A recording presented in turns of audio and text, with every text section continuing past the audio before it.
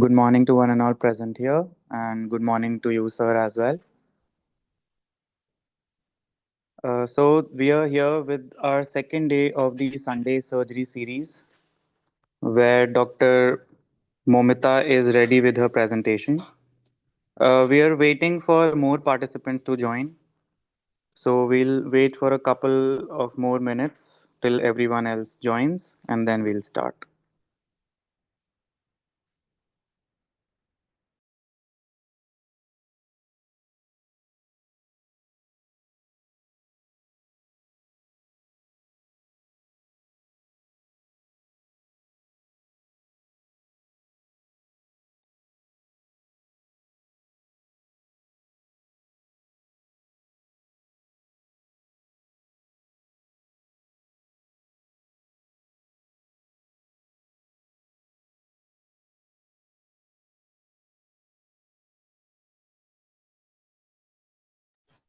I'll open it.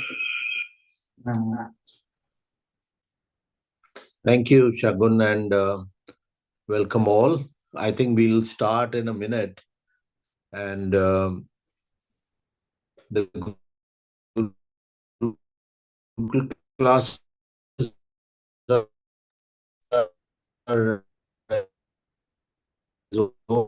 always focused on the students, so we are waiting for a join on YouTube also, Dr. Shagun. We will start in a minute. We're going to have our first presentation by Dr. Momita. Dr. Momita, are you ready with your Yes, presentation? I saw your yes, presentation. sir. Yeah, great. So give us a moment and we'll start. Okay, sir. Now, how is Calcutta? Calcutta must be warm. Delhi is freezing. So Yes, sir. it's good to get people from all around joining and sharing Thank you, their. sir, for giving me this opportunity to present in such a big platform. Always a pleasure, and keep doing it. And we're looking for the outstanding presenters during Scrubs meeting also, which, as you would know, we rescheduled. You can join virtually as well as physically, and the idea is to have good academics, good science. That's the whole Yes, idea. sir. I think people will keep joining. We won't delay it for too long. Dr. Momita, I think we can start with your presentation. Thank you. Okay, sir.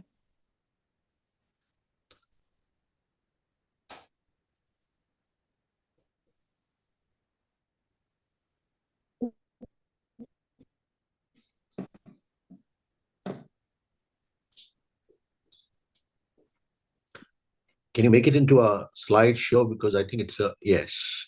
That's wonderful. And you Is already it got the visible, sir? membership from our college. That's even good. Wonderful. Very nice. Yes, it's visible. You can start. Good morning, sir, and all of my respected teachers and viewers.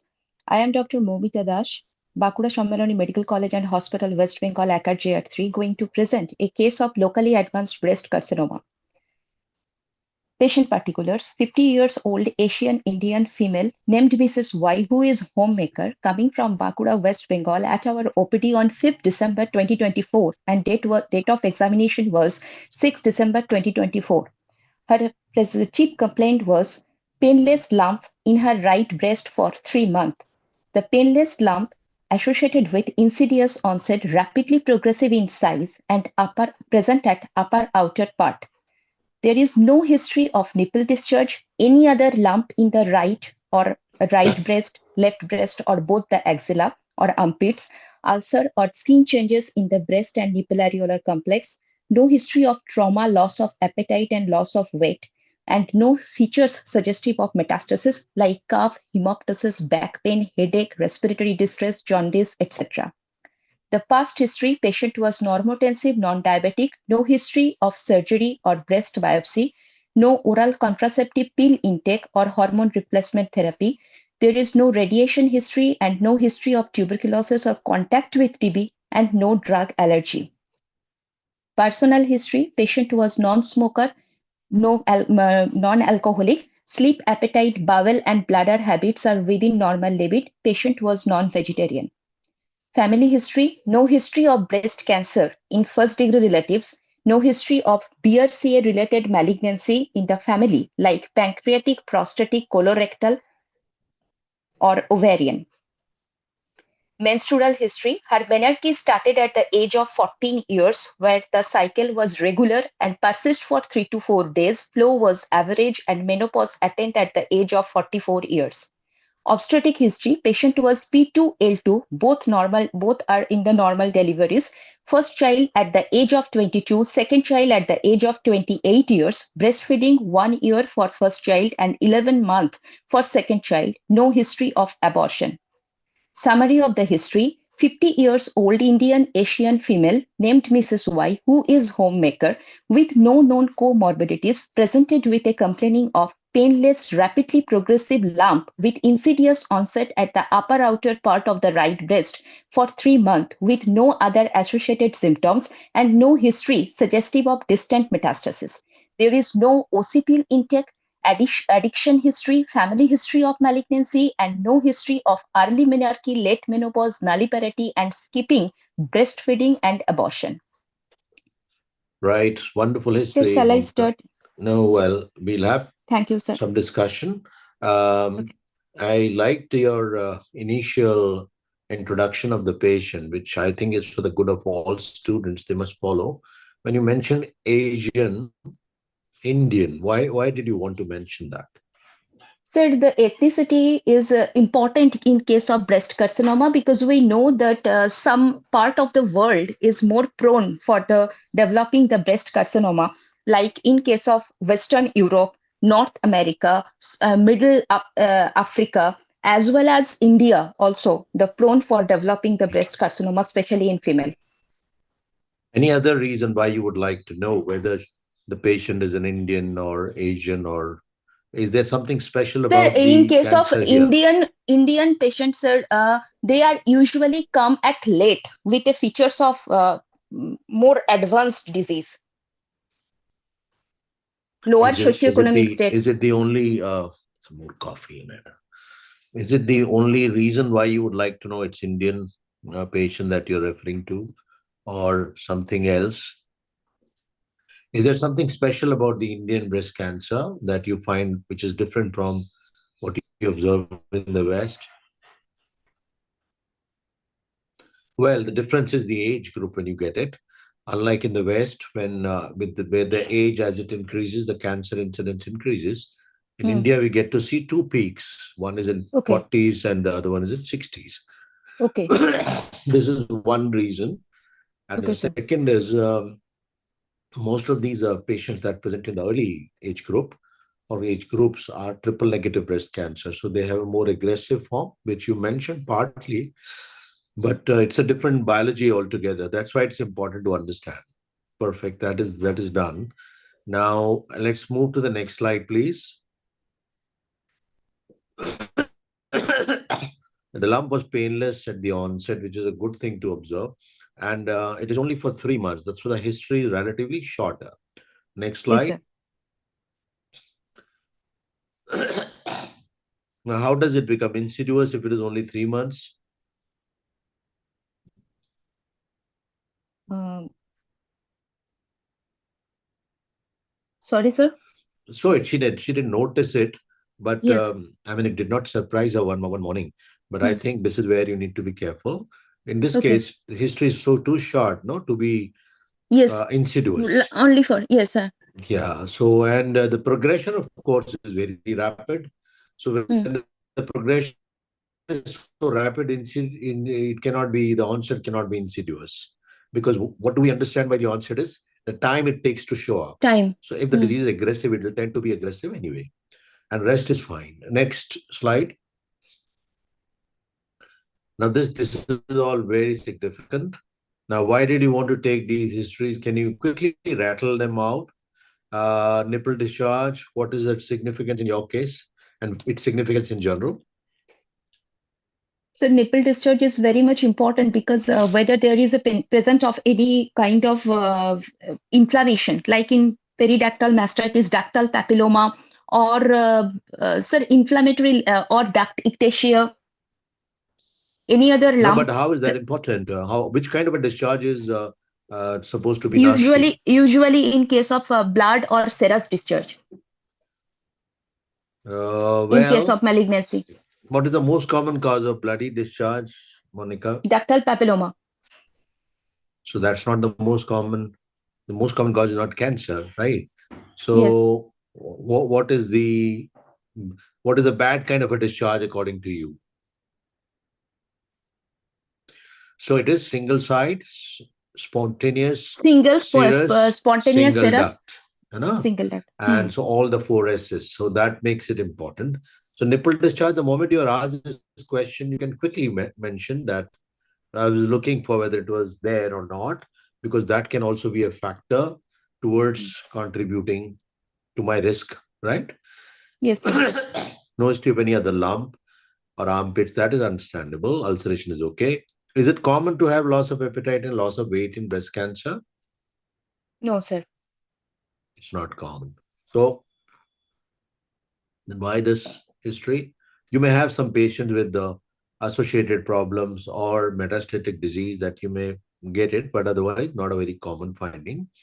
Mm. Now, this is very nicely taken. Features suggestive of metastasis like low backache, headache, respiratory distress, jaundice, etc. Next slide. Now, you are a good student, so I'll ask you those points also because it should not put you into a spot anywhere in life. Past history, right? So, Yes, is sir. diabetes a past history ever? Pers no, sir. Personal history. No, not even personal. It is a history of comorbidities. Comorbidities. So, because past history is something which happened in the past, but it stopped. Okay. So, something like past history of any surgery, like past history of having met a person who never met again. Mm. So, past is disconnected from present, although it's continuous, but generally, in in Mm. in the sense of history, past is in the past that happened. Okay. Okay, sir. So, once a hypertensive, always a hypertensive. Mm. Once a diabetic, always a diabetic. So, there's nothing Mm. like diabetes, hypertension as past history. Rest is perfect. No history of surgery. That is past. No OCP intake or HRT. Past.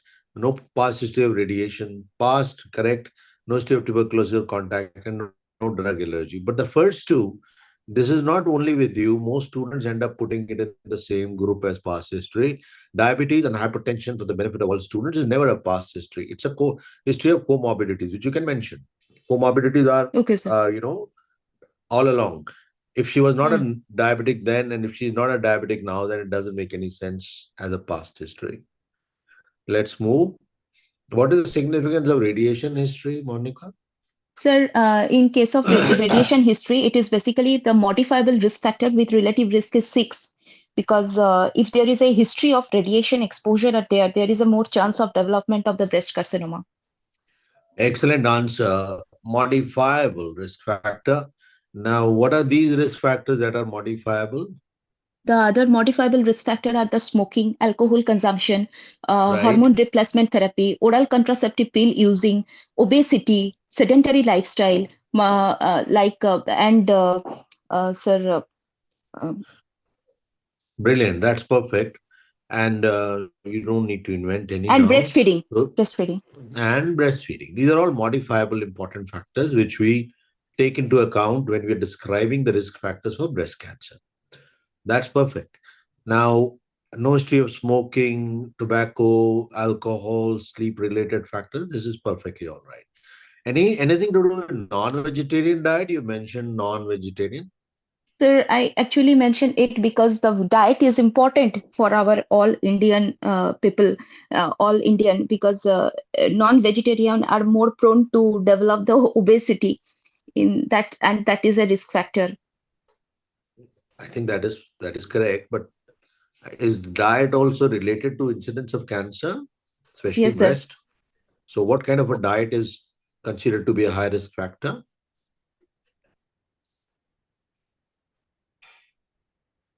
Like red Sir, meat consumption, yes, and red the meat diet which is devoid of consumption. the omega-3 fatty acid or polyunsaturated fatty acid. Yes, carry on. This is correct. What else? So diet is important in as a risk factor, and we need to take that history. Therefore, the other reason why you need to take that history is you should know what what what is required for a patient to sustain, whether the patient is getting adequate nutrition or not. That also is important. And like you Hmm. mentioned, omega-3 fatty acids of all fish consuming non-vegetarians do get a lot of omega fatty acids, so it gets kind of neutralized. But generally speaking, yes, obesity indirectly, and also the red meat, as I mentioned, these are factors that can contribute. Let's go. Now, this is important for us, and you've taken it perfectly. So you've kind of sorted out BRCA1, BRCA2 here, and family history is optimally taken, so I would not disturb it.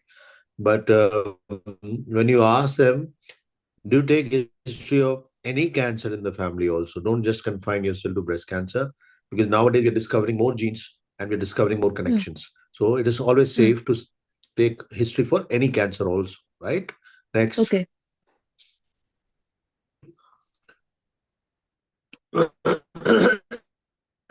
This is important for us. Now, what is the significance those who don't know? So some questions will be very basic. Yes, early menarche, Yes. right? So early Yes, menarche sir. is a risk factor. Why? Why is it a risk factor? Because the early menarche less than 12 years of age, it is a non-modifiable risk factor where the Why is it a most risk factor? because of the prolonged exposure of the estrogen.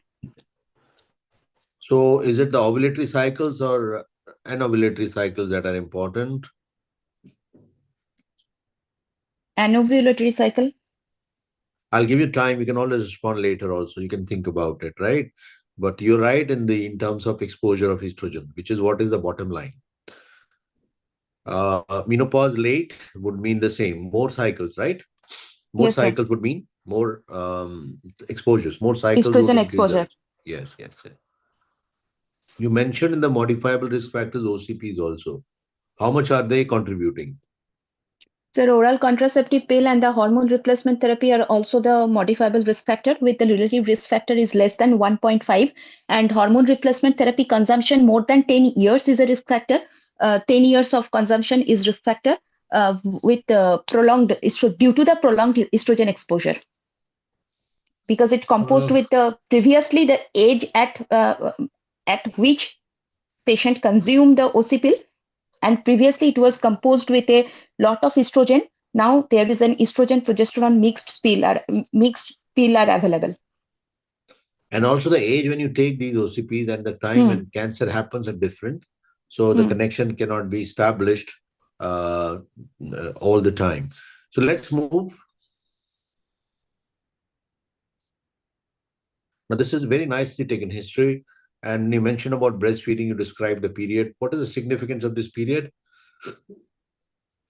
Sir, the significance of the breastfeeding, sir, Yes, yes, yes. okay. Sir, the breastfeeding is actually the protective factor. The cumulative effect is minimum 11 month to 12 month. That's why it is important. If the patient is breastfed for her child, then it is reduces the risk of development of breast cancer in future. Excellent answer. And that is what I was expecting from you. Now, history of abortions. What do you want to highlight here? Unopposed action of estrogen, if it is a spontaneous abortion. So is there any? Yes. So MTPs won't count here. You agree? Hmm. Yes. Yes, sir. So MTPs won't be counted here. So you would be looking at unopposed action of estrogen. That is the bottom line. Excellent. Let's go. Now you can summarize it. You've already summarized it. So we are good. We are okay with it. We move to the examination now. Clinical examination. The patient was examined in the sitting position with arms by the side of the body, hand raised above the head, pressing the hands over the waist, stooped and recumbent position with 45 degrees head and up, with hands above the head position, with proper exposure in a well-lit room after obtaining the informed consent and in presence of a female chaperone. The patient was explained about the method of examination and was reassured that whenever she feels uncomfortable, the examination will be paused. The proper hand sanitization was done. General examination, patient was cooperative. Karnofsky performance status was 90. 162 centimeter was height. 58 kg weight, and BMI 22.4 kg per meter square. There was no pallor, icterus, clubbing, cyanosis, pedal edema, bilateral pedal edema, and generalized lymphadenopathy. Patient was well hydrated and average build. Her pulse rate 78 beat. Her pulse rate measured at the right radial artery with normal volume, and it is 78 beat per minute. Blood pressure 140 by 84 millimeter of mercury, 18 per minute respiratory rate. Temperature was not raised, and 97% SpO2 in room air. Photographic images of the breast could not be attached because patient didn't provide the consent for the same. Inspection. The left breast and axilla was normal. Asymmetrical with nipple areolar complex of the right breast higher than left. Dilated veins over the right breast. Visible fullness in the upper outer quadrant of the right breast. No nipple discharge, retraction or dimpling or puckering. Overlying skin appears normal. There is no features of skin involvement like ulceration, satellite nodule, and body orange. No edemas in the arms. Palpation.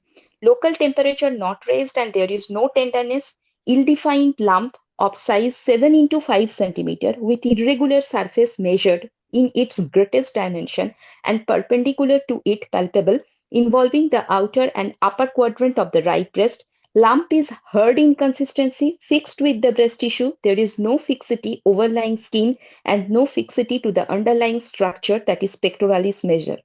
No fixity to the chest wall, no discharge on pressing the nipple.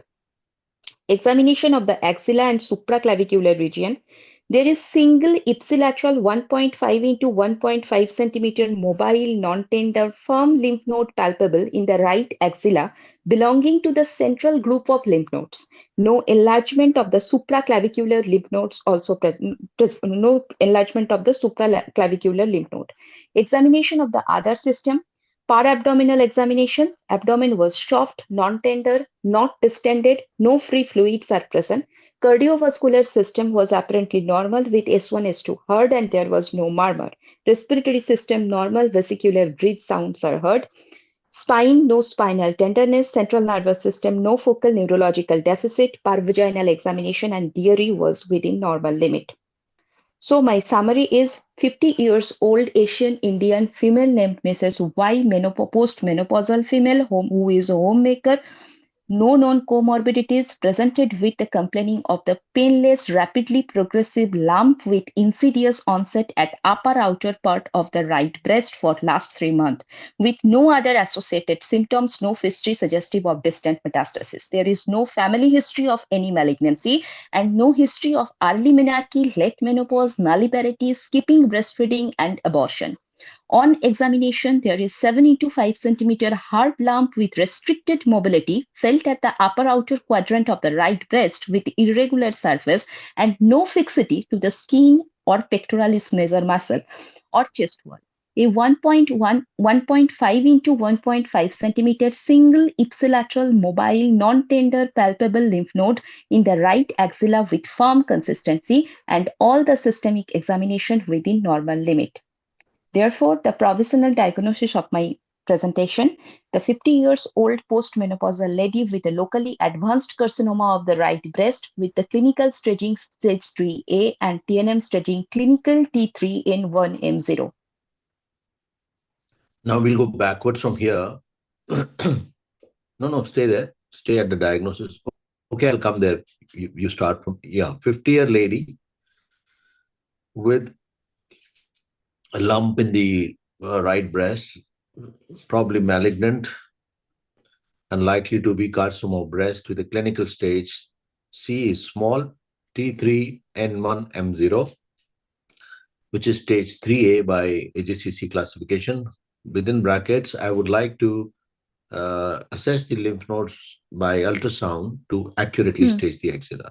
So that would complete your diagnosis. Okay, you can't clinically only give it a stage, but that is very well done. There is no problem with that. Now, obviously, we don't have the picture, so and don't say locally advanced breast carcinoma as your diagnosis. This is a description of a stage. So when asked, you talk about it. Otherwise, you can just mention the clinical stage. Correct? Because some people take CT3 and 0M0 also as locally advanced. Hmm. which some people take as not advanced, or may not, they take it as early breast cancer or large Hmm. operable breast cancer. So we'll avoid that, and always Hmm. qualify by saying that I need to, so that the examiner understands that you know what is the actual and accurate staging system that you rely on. Can we start from the first slide like before, and we will quickly move on. Examination. Yes. One thing which I think stands out, and that should be highlighted for the benefit of all students, is her introduction of the patient. And don't think it's a waste of energy or words that she was doing. It is very important that you talk about the consent. You talk about the presence of a chevron. You talk about the positions in which you examine, so that you immediately stand out. You should stand out as a student who's different from the others. You're not a run of the mill. It becomes important when you mention it, and you did that very well.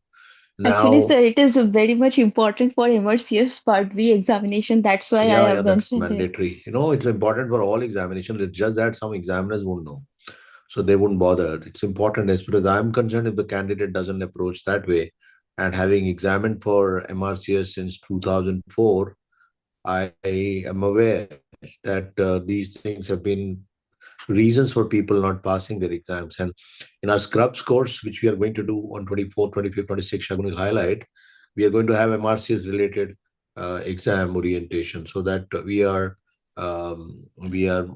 there to take care of it. Now let's take it through, and we will teach regarding how to go and approach. One session I'll have dedicated to MRCS base, so that you understand what is that. We introduce students to MRCS exam. Okay. Good. Okay, sir. Cooperative, Okay. Karnofsky, performance status 90, height. You don't need to describe height and weight if you're mentioning BMI, Okay, because sir. all you need to say is, I Hmm. would, if I were you, performance status is good, Karnofsky 90, and nutritional status is optimum in view of BMI of 22.4, which is not mentioned as kg per square meter. It is just a number. Okay. Just a number. It's not a Hmm. it's not a description. And there's a Hmm. question by Prabhat. I'll answer that definitely. No pallor, icterus, cyanosis, clubbing, pedal edema, generalized lymphadenopathy, perfectly done. Well hydrated, averagely built, and vitals are within normal limits. Next. Good. I think this was important. You took consent, and if she did not agree, that's perfectly okay. And you started by examining the normal side first, which is correct. And that is the way it should be for all paired organs in the body, especially when you're talking about breast, so that you can know what is normal, because breast texture, breast appearance may vary from one to the other individual. And Hmm. rest is fine. Let's go further. Now, when you go back, please, sorry. You were talking about inspection, palpation, percussion, and auscultation. Previous slide, please. Yes. So you don't need to necessarily describe it as inspection, palpation, or whatever. You can Okay, just sir. start talking, and that is perfectly okay. We are taught during undergraduate times Hmm. the inspection, palpation, so that you understand how to categorize in your mind. But what that does is it has become a standard of presentation everywhere, which is not required really. You tell one Okay. finding, which is on inspection, palpation, percussion, auscultation, all done. So no features of skin involvement like ulceration, satellite podura. This may involve some bit of handling. So you may, Hmm. you may be hesitant to mention, oh my God, I've just done inspection. How can I talk about it all? You'd finish with it. There's nobody interested in fragmenting. One inspection, the size is 2 Hmm. into 3. Then on palpation, it becomes Hmm. 5 to 4. That's not done. One size, finished. No edema in the arms. Which arm Hmm. specifically you were looking for? Left Which arm. arm you were looking for specially? The one which is affected side, right? What is its Yes, right. significance? Lymphedema. No edema. Why is it important? I'll give you a situation. You have no Sir, lymph nodes in sir, the axilla. lymphatic. I'm Hmm. just giving you a situation now. There's no lymph node in the axilla clinically, Hmm. but there is Hmm. edema of the arm, which is lymphedema. and there's a lesion in the breast. What is the clinical stage? N2. That is, the nodes Into. are fixed because it's an indirect Okay. evidence of nodes pressing on the lymphatics Hmm. blocking, and Lymphatics. also so because N2 is locally advanced in any Hmm. case. Hmm. So Hmm. arm edema is also a feature of this. It's not just the lymph nodes. So people Okay. ignore it. So don't just mention. It is important here. I'm glad you mentioned it. That's why I could discuss it. Otherwise, it won't come to our mind also. What is the difference between satellite nodules and nodules? The satellite All nodules right. are actually, What is a satellite nodule, Monica? it is distant from the main palpable lump. Okay. All satellites are distant from the planet. That is okay. Like Moon is distant from Earth, but it's a satellite of Earth. Now, how do you define satellite nodules in breast cancer? Nowadays, this is usually about some distance from the main tumor, but with intervening skin being normal. Are you getting what I'm saying? If suppose I have Yes, a sir. lesion at one point, I don't know, I would not mess up with the whiteboard, but I'll do that immediately after your presentation. Hmm. If there is a lesion and within 3 to 4 centimeters of that lesion, there's another lesion, but the skin in between is normal, Hmm. then we call it satellite nodule. Otherwise, it's not a satellite nodule, it's one disease. Clear? It's continuous. Hmm. Yes, Similarly, sir. Podyaranch, what is it? Lymph. It's an orange peel appearance because of the lymphatic duct obstruction. Very good. So, how does it happen? Because of metastasize into the lymphatic ducts and obstruction of the ducts, accumulation of Yeah, it's the a lymph is very, not clearly drained. very common answer, Momita. So, I'll give you the answer today for the benefit of all those who are listening. You know what happens? Let me try using this whiteboard. Let it go berserk. I'll show it to you. You carry on. You carry on. You carry on. Please, please, please. Be back to where you were. I will do that at the end so that we don't mess up. Now, what I was trying to say was from the breast, the lymphatics go to the axilla. And if the nodes in the axilla are blocked due to Hmm. infiltration of tumor, then the Hmm. backflow of lymph in these lymphatics leads to edema, which is the podiorange. Why? Because except for areas where the hair follicles are there, the rest of the skin will bulge. So that gives the appearance of Yes. an orange peel. It is different Hmm. from direct infiltration of lymphatics under the skin, which happens in inflammatory breast cancer. Inflammatory breast cancer has tumor thrombus in the lymphatics. Here, the lymphatics may not have tumor. The block would happen in the axilla. Like you Hmm. have the drainage area blocked, there's a Hmm. backflow of lymph, and there is edema of the skin only, and the hair follicles blocking that particular part going out. So it Hmm. becomes the orange peel. That is Okay, sir. podiorange. Clear? Okay. So Yes, you sir. can get podiorange in non-cancerous conditions also, like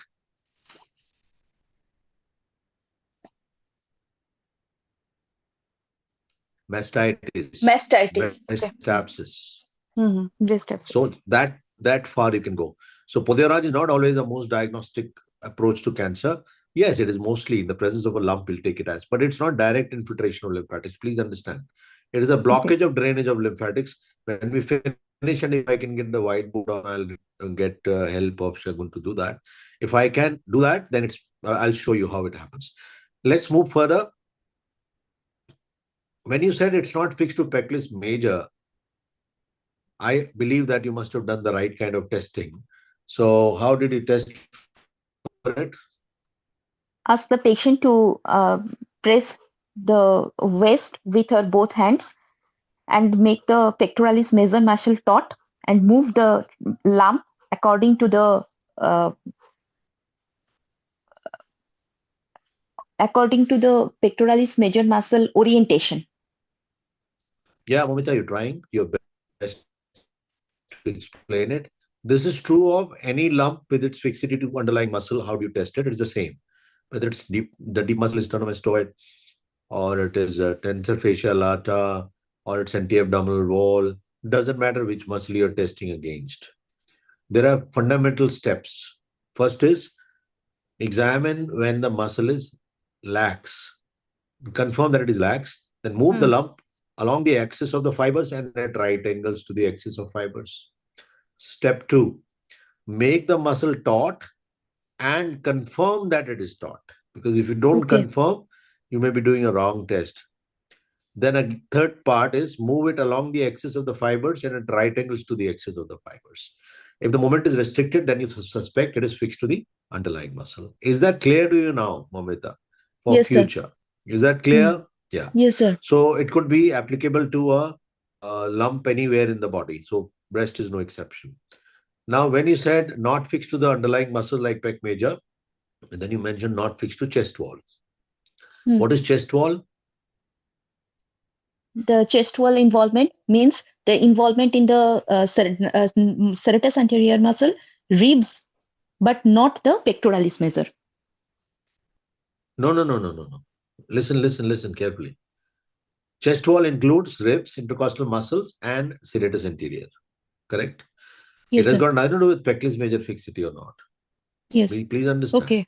What you are Okay. trying to Okay. say is pectoralis major involvement is not counted as chest wall fixity. I am Hmm. understanding. I'm putting the English the correct way. Now, if it is not fixed to pectoralis major, how will it reach the chest wall?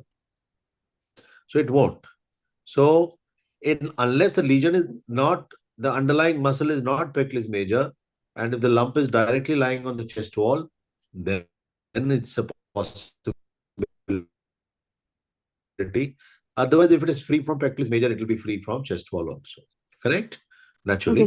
And there's no discharge on Okay, pressing sir. the nipple, or you can say examination of the nipple areola complex and the ducts is normal. You don't have to mention that I pressed Okay. and then I found out. Right? Next, Hmm. we move Hmm. on to your next slide.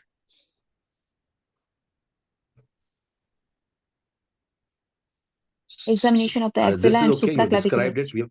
Yeah, this is all right. But the chest wall, yeah, when the examination of the lump should be more detailed. You should have Hmm. mentioned about the size you have done, skin you have done, underlying fixity you have mentioned. Then, Surface and yeah, surface, smooth surface. tenderness, and unlikely to be smooth, although you're telling me that it is. But if there is pode orange on top, how will it be a smooth surface? So be careful about that. Fixity to the skin, etc., is not something that is going to be difficult. But if there is no satellite nodules, there's no involvement, no ulceration, and if there is no pode orange, then it will not be considered involved. But in this case, skin is involved. So the surface may not be smooth at Hmm. all. Um, Okay. Now, when you're describing palpatory findings, there is no, I mean, although people like to hear that, not fixed to the breast, for a lump which is 7 into 5 centimeters, it's occupying almost the whole of breast. You can't comment on it. For that, you need a very large breast, and a lump has the tumor breast ratio has to be really large. Now, it is Hmm. important to know whether the breast is pulled up, size of the breast compared to the other side, nipple areola complex and its level compared to the other side, the degree of ptosis in cases where it is not that large and you're going to do some conservation, and the size of the breast, they become important in describing. And size is described as per the undergarment size A, B cup, C cup, and you all can read about it. And you can watch some Hmm. of my videos on that. Now, Okay. next slide. This you described, so I would not mess around. There is a palpable lymph node which is mobile. Next, Examination of the other systems. yeah, that is generally okay. But I'm glad you could do the PV and the DRE, which is not mandatory in these cases nowadays because it barges into the privacy of a patient. But if the patient allowed you, it's helpful. Why did you want to do that? So for parvaginal examination, I want to do because of the to know the primary in the ovaries and DRE for the primary in the rectum or the Bloomer shelf. Yeah, that's a wonderfully answered question. But Bloomer shelf in both. You'll feel Bloomer shelf better in PV in the posterior fornix, right? Pouch of Douglas Yes. is more dominant here. But rectum, yes, you first look for the primaries in the ovary, important. Mm. And Mm. since they coincide, so it's important. And let's move to your diagnosis, and we'll take questions at the end of this case. There are lots of you can keep writing your questions. I'll take it once I'm done with Momika. Okay, sir. Let's go to your diagnosis, Momika. That's your. Can you repeat the diagnosis as I've corrected you now? 50-year-old postmenopausal lady with right breast lump, and the clinical staging according to the 8th AGCC, it is small c T3N1M0 stage 3A with USG guided. No, ultrasound would help me. The lymph node, the nodal status. Excellent. Now, how USG do you guided. proceed now? Your diagnosis is fine. How do you proceed? Sir, next I will confirm, I will do the triple assessment to confirm my diagnosis, to know the stage, and to proceed for the further treatment. Yes, please. Very nice. So keep going. I'll stop you only when I need to. The triple assessment, which has a positive predictive value, is almost 99.9%, and it composed with a clinical examination and history taking. The history taking and clinical examination already done. Then I will do the radiological investigation. Here, the patient is 50 years old, so I will prefer to do the bilateral mammography, bilateral breast and axilla mammography for breast and axilla, bilateral breast and axilla. And then I will confirm the diagnosis by doing the core needle biopsy, which is an with a needle using the size of 14 to 18 gauge, 18 gauge for axilla and 14 gauge for the breast, and the diameter of the needle is 22 millimeter. Excellent. Very nicely answered. I don't have to stop you there. Now, when you say corneal biopsy, what is it that has changed in our understanding now with the AJCC 8th edition and otherwise guided corneal biopsy? So in this case, the lump USG is very guided. large, but in your exam, you should answer ultrasound guided corneal biopsy. And you're right. If the you need a smaller size needle for axilla, and there is also a case for doing only FNAC there. That's perfectly okay. Now, the second thing is you mentioned about bilateral mammography being very, very sensitive and positive predictive value of triple assessment. You correctly mentioned its sensitivity and specificity is so good that you can mention that as a confirmatory test straight away. What would you do for? Is there a reason why corneal biopsy is the gold standard? The reason for the gold standard of the core needle biopsy, because we can do three things with the core needle biopsy. Number No, when one, you say we gold can, standard, Momita, sorry, you don't start by saying what you can do with it. Why is it a gold standard? because we can know, sir, the type of the breast cancer, whether it is ductal or lobule. Then we can know whether it is invasive or in situ lesion. Then we can know the immunohistochemistry status, like Now ear clear, heart to. you answered very well, but now I'll make it just better for you. First is always whenever you say gold standard test, you talk about the false negative rates. So the false Okay, negative okay. rates will drop, right? And Yes, sir. also false positive rates, mind you, people get confused with FNAC. Sometimes you get ATPia and ADH can be confusing. So core needle biopsy kills that issue. Number two, you're very correct. It tells you about the grade of the tumor, type of the tumor, and the biology of the tumor, Biology of the tumor. which is what is the basis of staging and management these days. Fourth, it also helps you differentiate between in situ and invasive cancer. So that will fetch you the same thing I put together in an organized manner. That's it. Let's move. You've done bilateral mammography.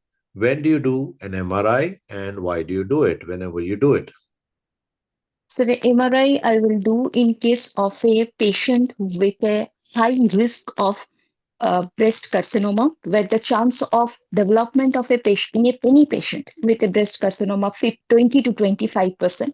If there is a presence of previous history of breast implant or the rupture of the implant in a patient, to know the difference between the scar and the recurrence, to know the multicentricity and the multifocality, and when the USG or the mammography shows the features of equivocal features, in that case, I will do the MRI.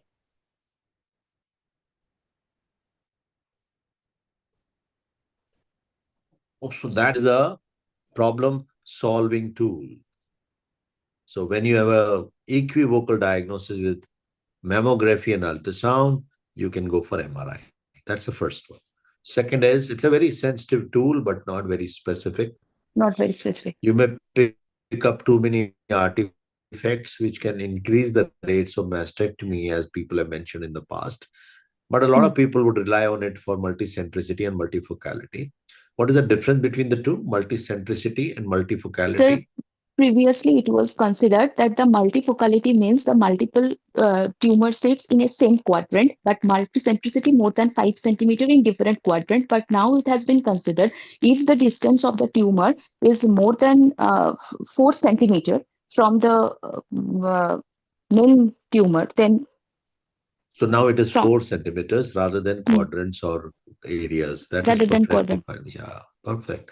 So I will not spend time on Virat staging here, which is you're welcome all of you to watch my videos on YouTube, which are free of cost, nothing costing, and you will get the right answer for triple assessment. Also, there is a talk on triple assessment which is uploaded, so you can go there. Now, let's move. What would you do for the metastatic workup in this case? If there is a features in case of T3, This is your T4, N2. case. This Okay, is your sir. case. In my case, I will do the metastatic workup by doing the CT, thorax, abdomen, pelvis, and bone scan. Good. Any role of PET scan? Sir, Uh, sodium fluoride based PET. any role, or we don't have any role? Sir, PET usually do for obviously, sir. In if we in case of sir T3, T4, and N2, N3, we can go for to know the staging of the disease. We can go for PET scan. Well, I'll help you. Your answer was complete. CT, thorax, abdomen, and pelvis, bone scan.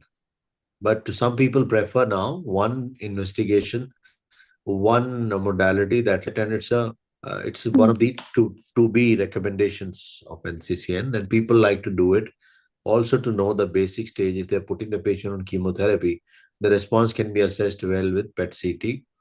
Hmm. The PET includes CT these days, and the cost also reduces if we don't do two, three PETs, three CTs. That is what they believe. But PET has some problems. What are those problems? If Mamita was to think about it, But it is not easily available in the every suppose it hospital, is so one is the cost and availability. and it is Okay, cost.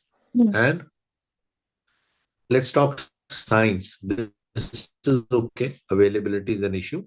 Money is an issue. But scientifically speaking, it can pick up too many false positives, especially in India, Okay. where tuberculosis is Hmm. rampant. So any lymph node in the Hmm. mediastinum, any lymph node anywhere else may be picked up by PET, and we may then start thinking in terms of it being a metastatic disease when it is not. So it can actually add to our, it can upstage the disease, which is not a good idea.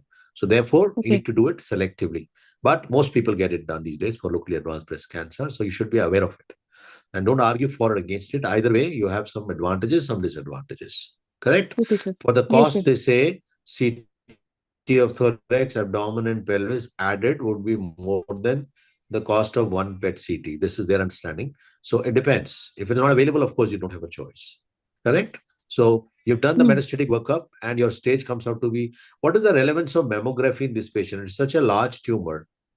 It's 7 into 5 centimeters. So why do you want to do mammography here? So mammography is a primary and initial investigation in the Why? all Why do you need it patient. here? Why do we need it, Mamita? I want a clever answer from a clever student. And Sir, why do we need? it is required for the assessment of the size, shape, margin, You already vascularity, have and the 5 to 7 centimeter large. It's a large tumor, right? This patient is not for breast conservation. Everybody to knows this. sir, mammography is required to assess the BIRAT scoring. So, okay, so that is how you make Hello. out the diagnosis as a part of triple assessment. I understand. But why in this case? It's a very, very large tumor. to know the status of contralateral breast. Okay. Always remember this. Mm. That's why when we say mammography, we mention bilateral mammography, so that in this case, on the same side, it is not going to matter. On the contralateral side, if there is a lesion, what would happen to the Mm. stage? Mm. What will happen to the stage, Mamita, if the This other breast the has also got a lesion? it will be stage 3B. No. See, then Then it is understand this. M2, M2, M1, M1. No, it won't be M1. That's why I'm saying. Please listen to me. Both breasts are treated as individual organs. So it will be staged separately. So you'll have CT3 and 1M0, right? Okay. And Mm-hmm. whatever T is there will be left. But if there is an auxiliary node on the contralateral side and no primary tumor, then it Mm. becomes M1. Mm. Are you understanding? If Yes, you sir. cannot find a reason for contralateral Mm-hmm. node to be present, that is in the as a primary in the contralateral breast, then it becomes a metastatic Mm. disease. But otherwise, it is not a metastatic disease. It is staged separately. Suppose I give you an example. On the other side, you find a less than 2 centimeter lesion, and there is no node on the other side. Then it becomes CT3N1M0, right? Mm. CT1N0M0, CT1 correct. N1 है. Yes. T1 M0 M1 M0. Whatever, left side. So they are staged separately. Mm. Unless there's no primary in the contralateral breast, when it will be called metastatic. I hope you're understanding what I'm saying. Yes, sir. So it doesn't become metas M1 just by virtue of being present on the other breast. But if there's nothing in the other breast and there is a node in the contralateral on the other side, it becomes M1 because that node has no business to be there. There's no primary in that breast. So it has come from this side. Then it goes into a Mm. non-regional lymphadenopathy, which becomes metastatic. Clear? Is it Okay. clear or I Okay. need to repeat it for you? Okay, sir. No, it's clear, sir. Thank you. Good. Now we have done the staging and your stage is correct. How do you manage this case? Last 5 minutes, we'll discuss the management. Yes? Sir, how can I manage the case? Yeah, let's manage this Okay. patient now. Okay, sir. After confirm my diagnosis and staging, I will send the patient to the MDT, multidisciplinary team, for opinion of the further management. You won't send the patient, you will be there also. So you would be the one who is going to lead it. And so you'll take the patient to MDT and you'll try to take a decision. Now, what do you do there? What would be your recommendation? What is likely to be your recommendation? What would Sir, be the management under classical sir, circumstance? uh, You are there the MDT boss. Now what do you do? neoadjuvant systemic therapy. There are Okay? following options. So number one, Okay. neoadjuvant systemic therapy, which considered the chemotherapy, hormonal therapy, and radiotherapy. And So it will second option, depend sir, on, you should have started by saying it will depend upon the biology of the disease. biology of the If it disease. is ERPR positive, HER2 negative, which is luminal A, right? Yes, sir. And then you have HER2 enriched, which is ERPR. ERPR positive, HER2 neu negative, but Ki67 is high, it is luminal Yes. B. Third. If it is ERPR positive, HER2 neu negative, that is triple negative, but Ki67 that will be very high. ERPR positive, HER2 neu positive, HER2 enriched with Ki67 may be high, may be low. And the Claudine low variety, where the triple negative present with Claudine is also low. So Claudin low would mean what? What does Claudin do? Mitotic rate. What does it do, this mitotic rope? It is related to metastasis, no? Disconnect. Okay. So that is why it is rated as a high risk factor. So what do we do now? You've done, so that's why you need to take a decision based on that. Now, if it is Mm, luminal A, patient is 55 or 50, and this is ERPR strongly positive, HER 0, mm, Ki67 less than 10. mm. What would be the management? Sir, in case of luminal A variety and ERPR strongly positive and oncotype DX assay, if it is low score, less than 18, then I will prefer to go for the hormonal therapy in that case. Yeah, what is the position of the patient also is important. You need to make sure that patient is a Mm, part of your decision making. What yes, about sir. doing surgery upfront? Any problem with that? No problem, sir. Breast conservation surgery. Can you do conservation surgery in this patient? No, sir. First, I will downsize the No, no, no, tumor, then no. Did you hear the question? I'm saying, is there any problem not putting the patient on neoadjuvant therapy or systemic therapy and doing surgery straight away in this case? If it is ERPR positive, HER2 negative, Ki67 low,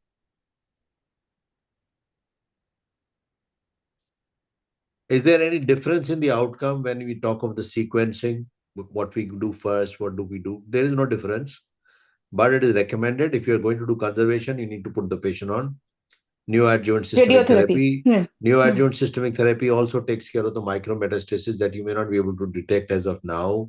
It is useful to have neoadjuvant systemic therapy, but to say that without neoadjuvant systemic therapy, patient cannot be treated, that is also not correct. Now, you're right, if the oncotype DX is low, which you cannot do easily in all patients, if the samples go to US, they cost a lot of money. From India, we do, there are some people who do can assist, etc, but may not be necessary in some patients. So you need to counsel the patient. If the patient is not going for conservation, it doesn't really matter whether you have the sequencing doesn't change the outcome, which means surgery first, chemo later, chemo first, surgery later doesn't change the outcome. This Okay. patient would invariably require radiation. All locally advanced Mm, breast cancers require radiation. mm, Now, that part is taken care of. The other thing is all locally advanced breast cancers usually require neoadjuvant systemic therapy neoadjuvant. because they're very large and there's a fear of Large tumor sizes to micrometastasis. breast ratio. Yes. No, in this case, there is no question of tumor size versus breast ratio because this is a too large a tumor. Therefore, it was important, as somebody also asked, when you said 7 into 5 centimeters, since we didn't see the picture, to mention the size of the breast. Because if the size of the breast is large, then the tumor breast ratio may not be as bad as in a breast which is B cup. So we can be, therefore, the tumor size is as compared to the breast size. That is how we need to look at. Correct? Okay, sir. Yes, sir. And if we go on, as they say, to the subsequent management of these cases, all of them would require adjuvant radiation. We will not discuss at length the regimes, but you can quickly rattle out what kind of a neoadjuvant chemotherapy, if suppose it is triple negative, which is expected, how would you proceed?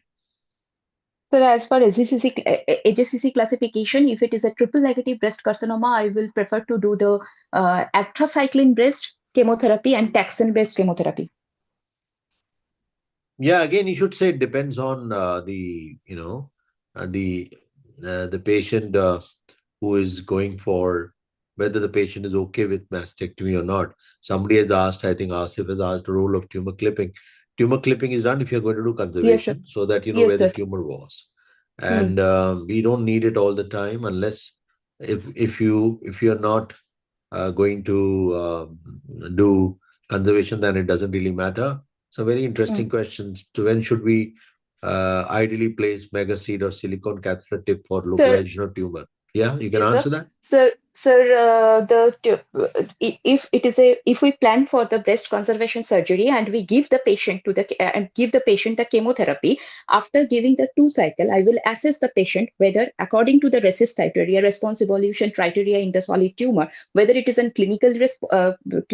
whether it is a complete response, partial response, stable disease, or the um, uh, size is progressive disease. In that case, I have to place before that, I have to, if it is a complete response, I have to place a uh, radio So opaque clip. Momita has answered it. This question came from Dr. Shagun actually. To he's a faculty himself. So that question was to you. Now Okay, you okay. answered it partly. I'll just add a few things.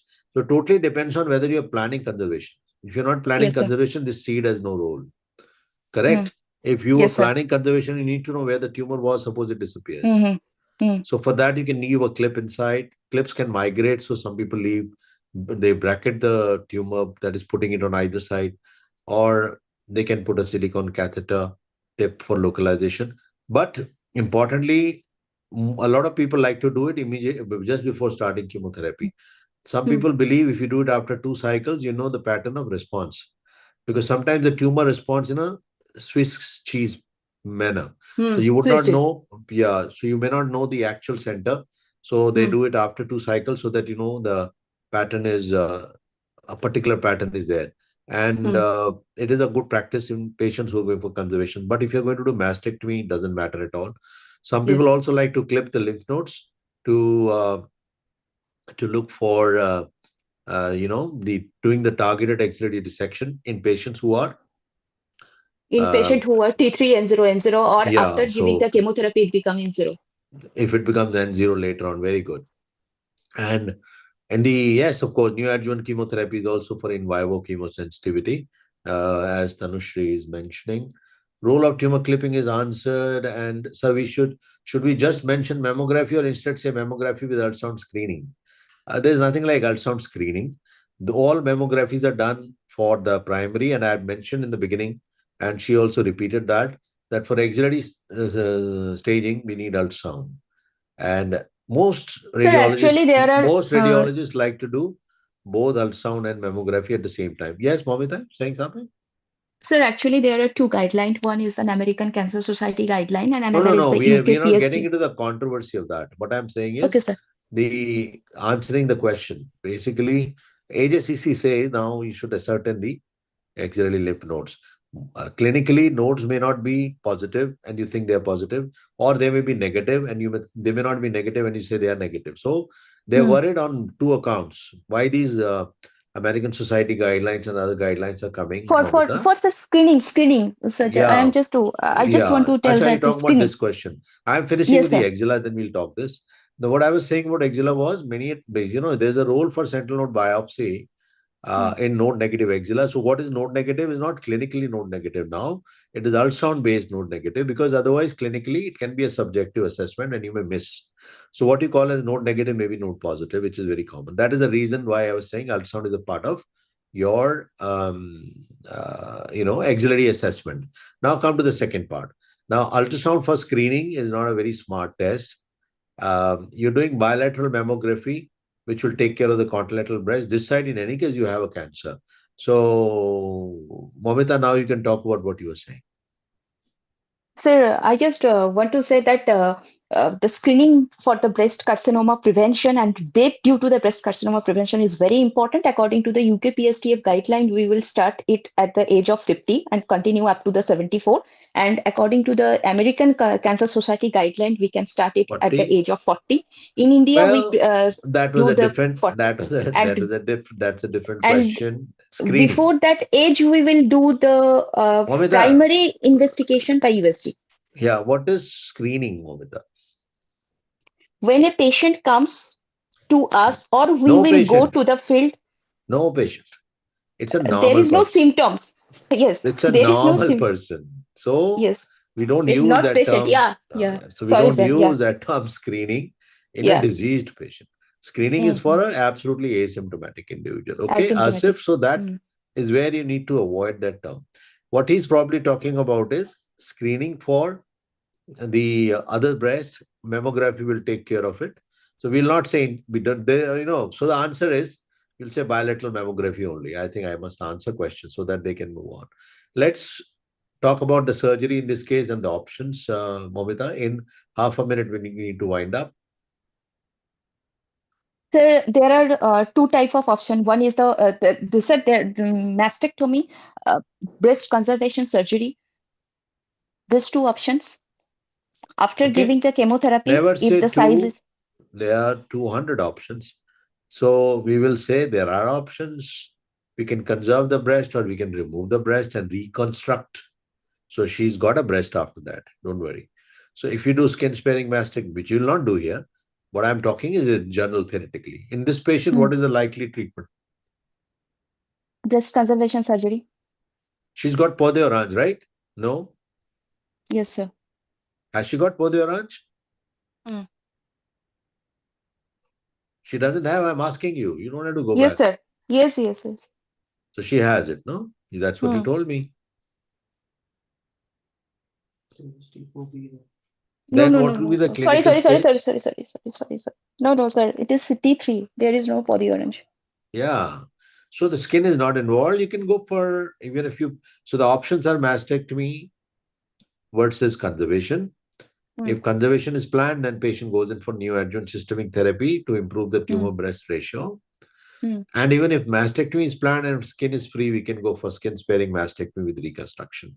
These days, no mastectomy is done regardless, but patient needs to be part of it. You don't Hmm. take a decision on behalf of the patient. Patient needs to be, involved in the decision making. But it can be reconstructed. It can be reconstructed in the same sitting or in a delayed setting by putting an expander, and then radiation can be given, and subsequently you can do the implant. That can be a two-stage reconstruction using an implant, or you can do a autologous Autologous tissue. reconstruction using Hmm. LD with implant or DF, which is a free flap. But totally Hmm. depends on the setup, the facilities, and the patient's willingness. In a patient with this large a breast, I don't expect the tumor breast ratio to be so good. So I would like to put this patient on neoadjuvant systemic therapy. Depending upon the biology and the decision of the MDT, I'll also get the radiation oncologist in the entire rope, and we'll Hmm. plan it in such a way that adjuvant radiation can also be planned. If we do conservation, radiation is mandatory. If you're operating on a locally advanced breast cancer, radiation is mandatory.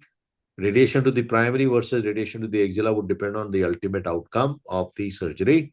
But most of the time, if axillary dissection is optimum, that is more than 10 nodes taken out, we can skip doing the, you can stop sharing a screen now.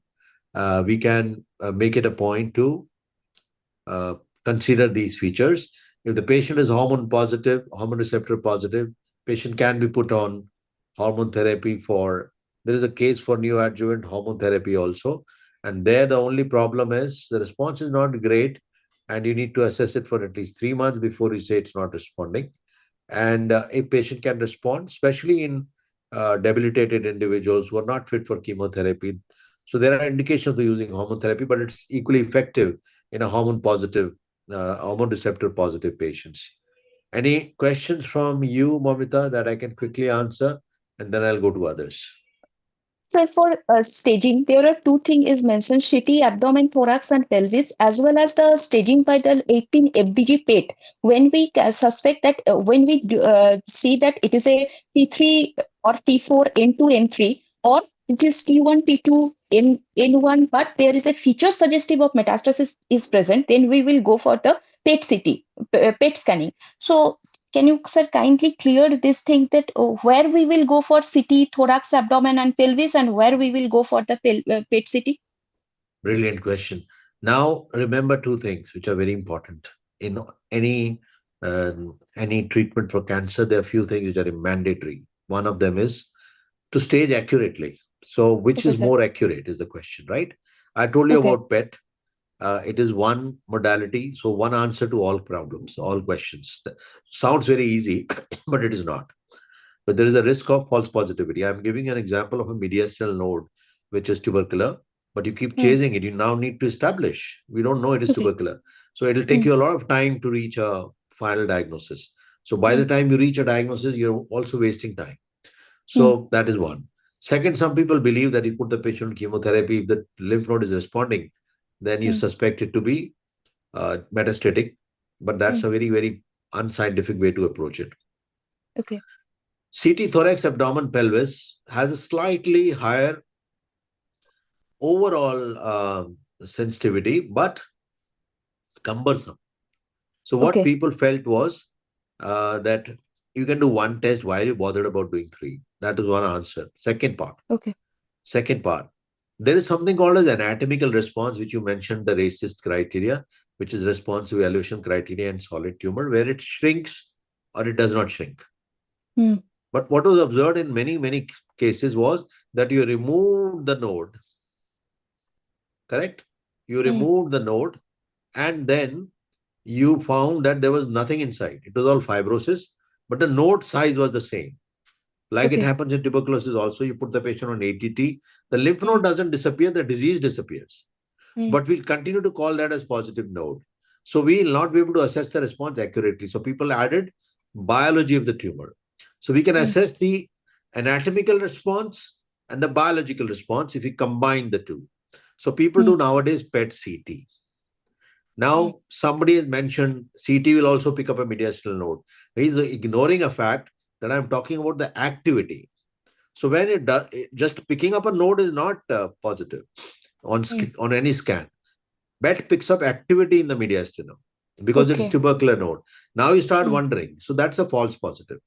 okay, But sir. by and large, PET or persist criteria, as they call it, PET racist criteria, where they have biological response. I'll give you an example. Tumor Mm, doesn't shrink, but there's no PET avid activity. You mm, know the mm, tumor is the lymph node has no tumor now, although the mm, size is the same. mm, So this is why people prefer PET. Actually, they combine PET with CT, and nowadays the cost is coming down. PET is becoming more available. Most mm, medical oncologists, when they're giving chemotherapy, they want to have PET because they're putting the patient on chemotherapy. They're looking at response that way. So you should be aware of both. mm, But what is the guideline? CT thorax, abdomen, and pelvis. mm. What is the category 2B recommendation by NCCN? PET. So Great. don't, they're not conflicting, they're complementary. Mm, It's not one or the other, mm. correct? Yes, So, sir. Prabhat, your question, mediastinal nodes can be picking up a node is not the reason. For PET, PET picks up the activity in those nodes, which becomes important. Now, there's one question about anovulatory and ovulatory cycle. What do you think is the difference?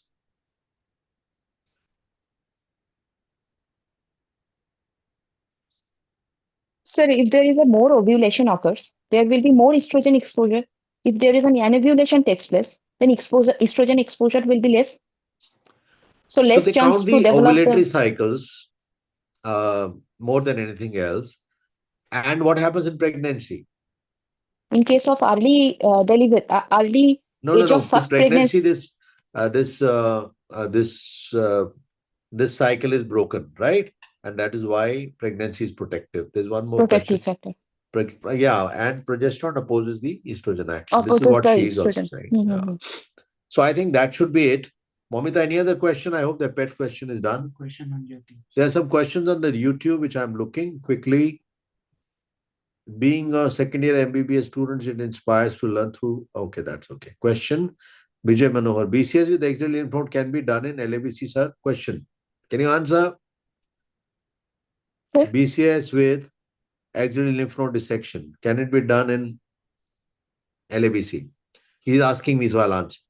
Now, LABC includes lymph node involvement, and LABC, breast conservation and LABC is not what the first answer you should give,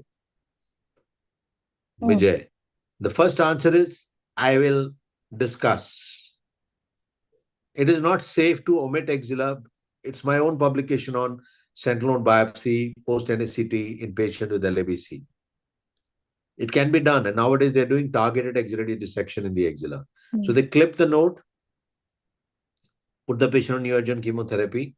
They do, if the response is complete, they do a sentinel node biopsy. If the node is the same clip node is the sentinel node and it is negative, we can spare the axilla or we can just remove some bit of nodes around it. So you can reduce the axillary dissection. That's why we call it targeted axillary dissection or TAD. But your question, LABC, can they be offered breast conservation? Yes, if you have yes. the facility. So you can't say no, absolute no. But Mm, don't say it as the first answer in the exam. Many people still believe that's not safe. mm, And patient has to be absolutely in confidence. Secondly, please be careful about the trials in the West. T3N1 M0 is a very, I mean, T3N0 M0 is also taken as LAVC in the West. We take it as large operable breast cancer. So the T size is important. And as far as the response is concerned, so they are taking much relatively early locally advanced breast cancers when they're talking about conservation. So don't get confused and don't replicate those trials in Indian scenario. You need to find Indian solutions to Indian problems. So this patient probably won't opt for conservation, and offering it would be taking a chance. But if she's willing for it and she wants to be part of it, and if there is very good response with chemo, there's no harm. What is the role of immunotherapy? That is one thing I forgot to ask you, Momita. Immunotherapy is done in with the tumor intact. It is Hmm. based on stimulating your immunity against your own cancer, and Okay. therefore it is done when the microenvironment of the tumor is still intact. So it is Hmm. always planned in the MDT before neoadjuvant, before surgery. It should be Before done. surgery. Hmm. And as a part of the neoadjuvant treatment, you can add immunotherapy, which is a game changer these days. And in some Okay. patients, you can have a very good outcome. I think we can go on and on discussing about it, but you made an excellent presentation. Thank you, The sir. and Importantly, you have an understanding which is very very very important. When Dr. Shagun has asked on behalf of somebody sent from YouTube, uh, can you please explain the procedure of sentinel node by using methylene blue and ICG? Please watch my YouTube Hmm. video, and you can all observe the my own sentinel node biopsy videos on the YouTube. So I would not spend time there. We use ICG more now because it is then we don't That's need a dual, 100% detection rate. yeah, and we don't have dual dual issues with it. Yes. Yes. So Dual issues. I think we can close this. And thank you, Momita, for an Thank excellent you. Thank you, presentation. sir. It was my dream to present in front of you, and today you give me this opportunity, sir. Thanks a lot, sir. Thanks a lot. It's a pleasure, and I'm so happy that you made a wonderful presentation. Everybody learned, and do stay back for the presentation by the next gentleman. And there's one question I think somebody has asked towards the end. I never let anybody go without answering it. I think even Momita can take a chance at answering. Asif, when fixity of lesion to Peckley's major is not important in TNM staging, then what is the role of doing this test? Yes, madam. Why Sir, do we the do it? breast Why is are we so fussy about actually it? the actually, sir, the breast lies over the pectoral fascia. In below the pectoral fascia, there is pectoralis major muscle, and then the pectoralis minor muscle. So, to know the mobility of the lump, the pectoralis major You're running muscle. away from the question. Why do you need to find out? How does it make a difference? The staging doesn't change. I'll answer that. You must, in cases where pectoralis major is involved, we have to go deeper. We take a clear margin by going one plane deep. So we take out the chunk or the sliver of pectoralis major, which is underlying the tumor or the breast. Okay. So that is why we need to know. Otherwise, it doesn't change the stage. And why doesn't it change the stages? There's a historical answer to it, which I'll give some other time. I mean, it doesn't influence your treatment. So people don't call it locally advanced breast cancer. But when it's involved with the and how do you test whether if there is a lump which is, I forgot to mention that, if the lump is fixed to begin with, how will you know it is fixed to pectoralis major or chest wall? Ask the patient to I told you dot the three steps, I told you three steps. First, examine in the relaxed position, move the lump relax. along the fibers, then a triangle, then make the muscle taut, then do the Hmm. same thing. But if it is fixed to begin with, how are you going to test? Well, I'll answer that. Ask Yeah. Answers, yeah, Momita. Sir, ask the patient to keep her hand over my shoulder and No, relax. Don't invent. Now, what you can do is ask the patient to bend forward. If the patient hmm, bends forward and the lump falls forward, it is not fixed to chest wall. hmm. Otherwise, it is taken as fixed to chest wall, and there's no point doing any test after that. I think Asif that takes care of that answer. Both the questions are answered. We can move to the next presentation now. And thank you once again, Momita, for an excellent Thank you, sir. presentation. We go to the next one. And can you start sharing your screen? Shagun, can you take over and get somebody to make a presentation?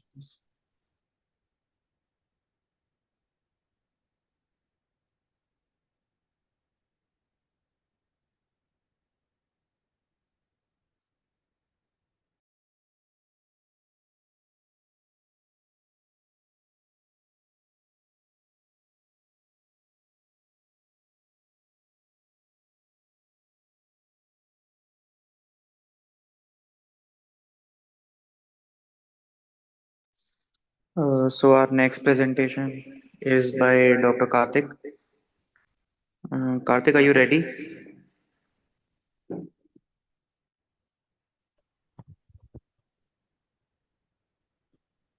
Yes, sir, I am ready. Karthik, are you able to share your screen? Uh,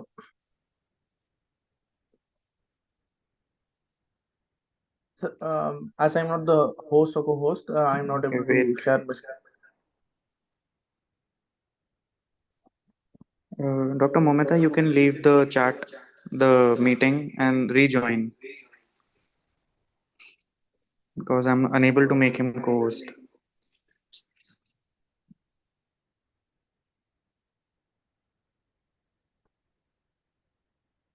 Okay, still not happening.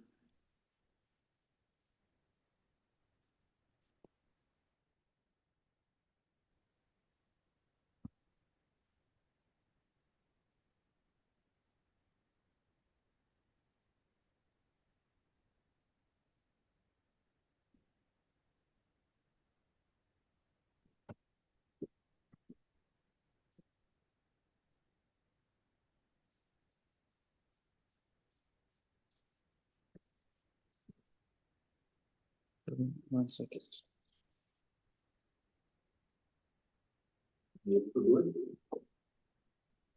I'm unable to make him co-host.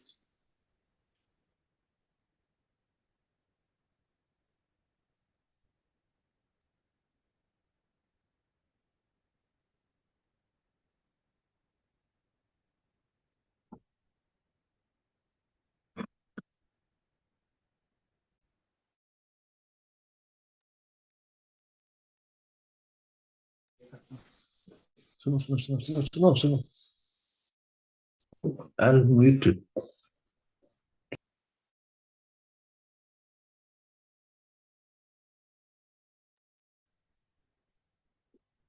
Dr. Karthik, Yes, sir. I've sent you a link on WhatsApp. You can join with that link and then you'll be able to share.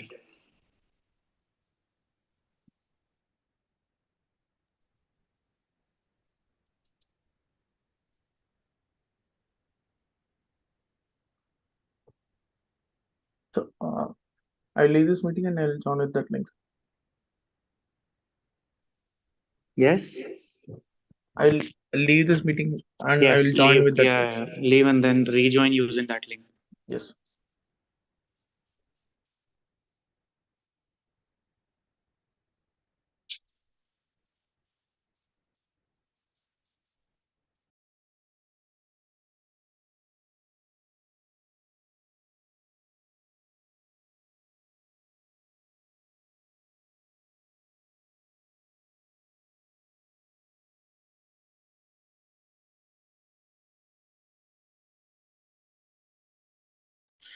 Meanwhile, if there are any questions, you can ask. Put in the chat box, I'll answer.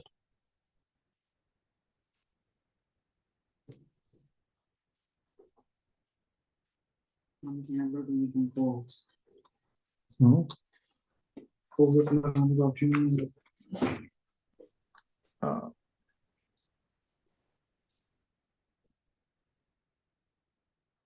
Hello, sir.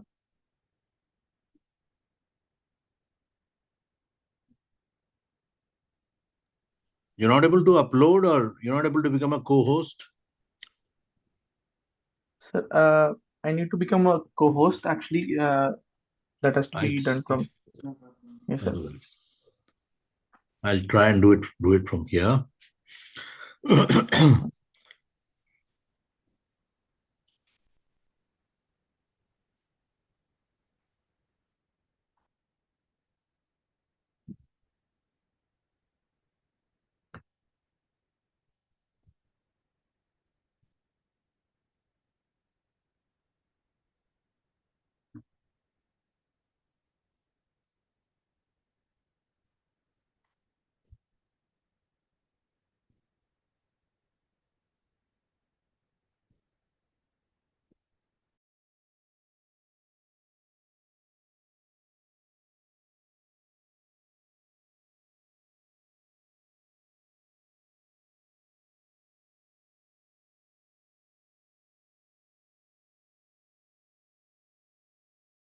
Yeah.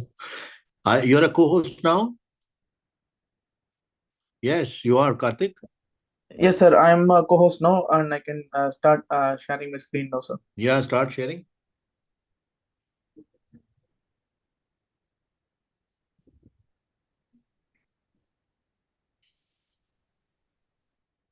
Yes. Keep sharing. Yeah, we can see it now. Make it slideshow and Yes, start. yes. Sir. Good afternoon, sir, and good afternoon, everyone. Thank you for this opportunity to present in this Sunday series of uh, teaching. I'm here to present a case of right hypochondrial mass. I'm Dr. R. Karthik Krishna, third year Dean Resident, Sir Gangaram Hospital, New Delhi. So patient particulars.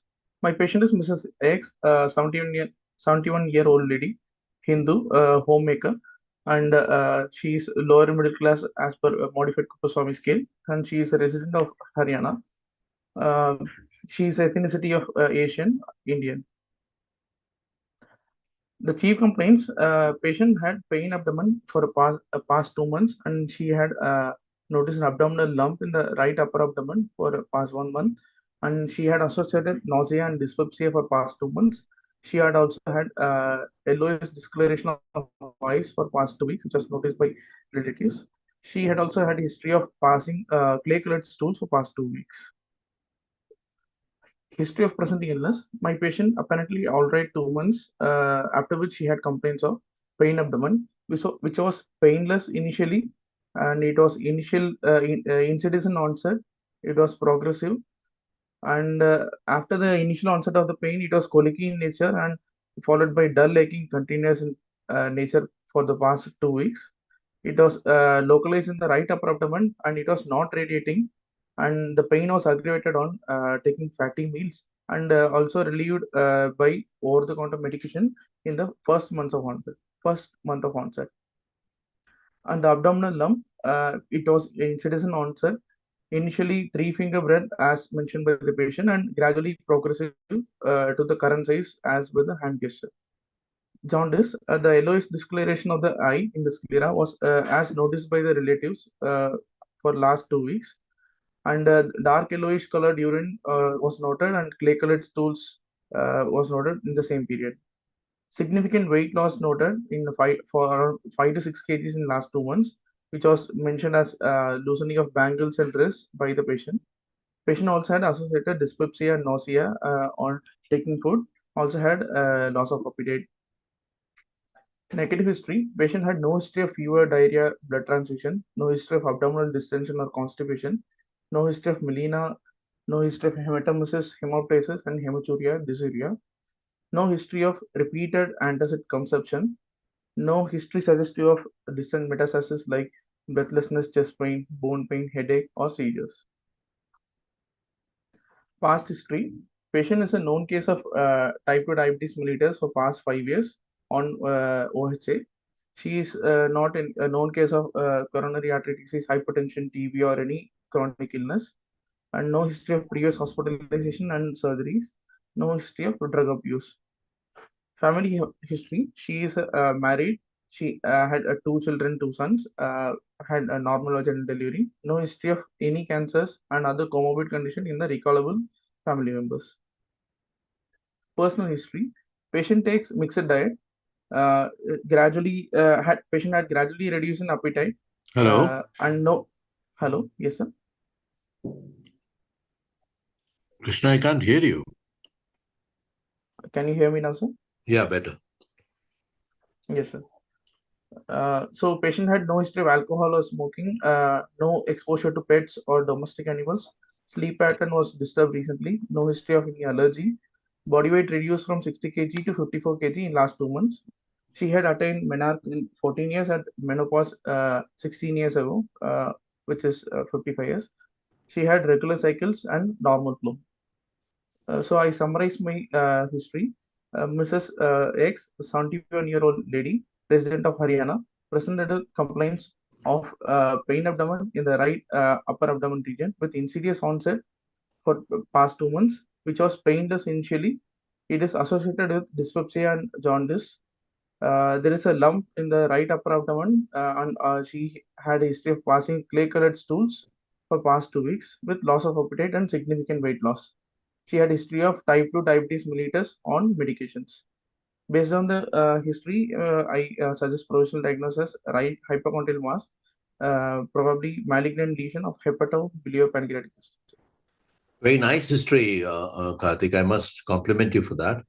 And again, I'll take the stereotype away from your history in terms of don't mention negative history, just mention it. Yes, There's nothing like a negative history term. We only have given it that term.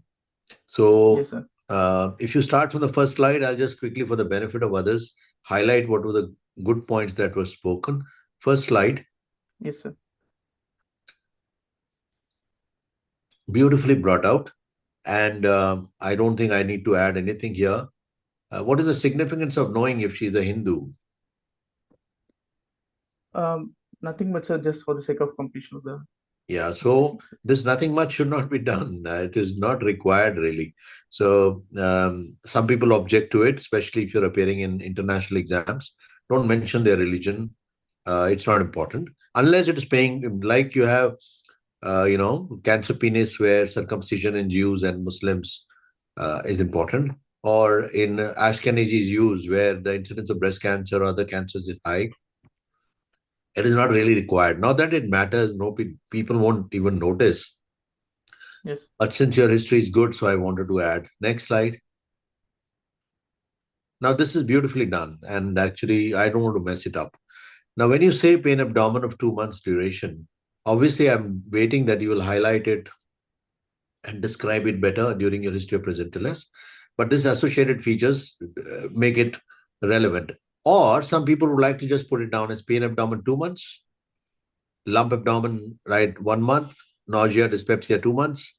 So don't need to write associated, which you can mention, speak. And yes, sir. yellowish discoloration of eyes for the past 2 weeks, and clay-colored stools passage for 2 weeks. Next slide. Now, my patient, this is not usually used these days, Yes, and the patient, apparently was all right 2 months ago. When about 2 months back, she was okay. Pain abdomen, painless initially, insidious onset, progressive, colic in nature. You covered all aspects of it. So it's not mandatory to pen it down that way, but you can speak it in a flow. But I have no problem with that. That's okay. Now, what is the relevance of over-the-counter medications relieving the pain? sir. Patient might have initially colicky in nature pain. Might be a reason of gallbladder stones, which was relieved initially by over-the-counter medication like rotavirine, which was not in the later stages, sir. You mentioned colicky, then the leaking, that I understand. Next slide. Now, when you talk about abdominal lump, insidious onset, initially 2 finger breadth below what? Or that was the size. Yes, sir. So As whenever mentioned by you're, the whenever patient, you're describing the size, how many would be 3 finger breadths in centimeters? around 3 to 5 centimeter. Depends on every patient, sir. Depends So, on person to so, person. so, so this is approximate. You can also mention approximate in Yes, sir. centimeters. Centimeters. These finger Yes, sir. breadths, these marble size, coconut size, all those terms have disappeared because they are not very objective. And we need to know the increase. So we need to know increase in centimeters. So if it was 3 centimeters to begin with, how many centimeters it is now? It is now 6 into 7 centimeters. So it is doubled. So that's the whole Yes, sir. idea of knowing. So the first one also can be mentioned approximately that way. And this Yes, sir. yellowish discoloration and other things are perfectly well taken, no problem. Significant weight loss, loosening of bangles and dress is very nice. Dyspepsia, nausea, and taking food is also understandable. So there's a loss of appetite, a loss of weight, which is significant. Next. Now, don't mention negative history. There is no history of this. What is the significance of this negative history? Hematemesis. Sir, it may rule out a possibility of stomach cancer, which has high chances of having hematemesis, sir. Or anything else?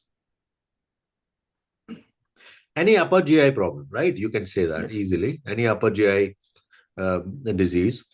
And then you mentioned about melena. What is the significance here? You were right, hypochondrial lump, melena. Yes, sir. Similar case where upper GI malignancy or any bleeders, even in case of ulcers, which can cause bleed, can present as melinas. Any bleeding in the upper GI can present as melena with mucus added to it. And how does the color become black? It is a red colored blood. So why does it become black when it comes out? Sir, blood on contact with acid in the stomach can change in contour due to hematin, No, which now can that's an old explanation for something which has disappeared now. Peptic ulcer producing melena. Is it melena? Now, how about growth in the cecum? That also produces melena. No acid hematin there. yes, sir. In that case, uh, slow progressive excretion of the stool causing the blood to coagulate and How would it coagulate? giving that When blood coagulates, it doesn't become black, no? yes, sir. Dark and dark colored So segments. small gut bleeding also produces melena. So what is the cause? It is the action of the bacteria. Yes, That is why melena is not related to this acid hematin theory, which was for the peptic ulcer bleeding, where an acid hematin is not so much in amount that it can cause so much of melena. So melena is caused by the transit. If it is going through a large segment of gut, bacteria will act on it and it will become blackish. yes, Same thing is cancer cecum. When the blood has to go down to the other side, it has to traverse very slowly. It's acted upon by bacteria. That is the reason. Correct? Got it? yes, sir. So Yes, sir. then when you're mentioning Momita did in the previous case, you can mention no history suggestive of distant metastasis and cover up hemoptysis here only because we otherwise don't find it relevant in your pain abdomen hemoptysis. Correct? So hemoptysis could Yes, be sir. part of Yes, the sir. chest. Yeah, so you could cover that. Next slide. You mentioned no history of repeated antacid consumption. What do you mean by that? Sir, just I needed to rule out differentially. Even possibilities of duodenal ulcers, peptic ulcers can be uh, uh, mimicking the pain in the right upper quadrant or epigastric region, sir. So, if the patient would have had repeated antacid, the diagnosis would be going in the way of ulcers related.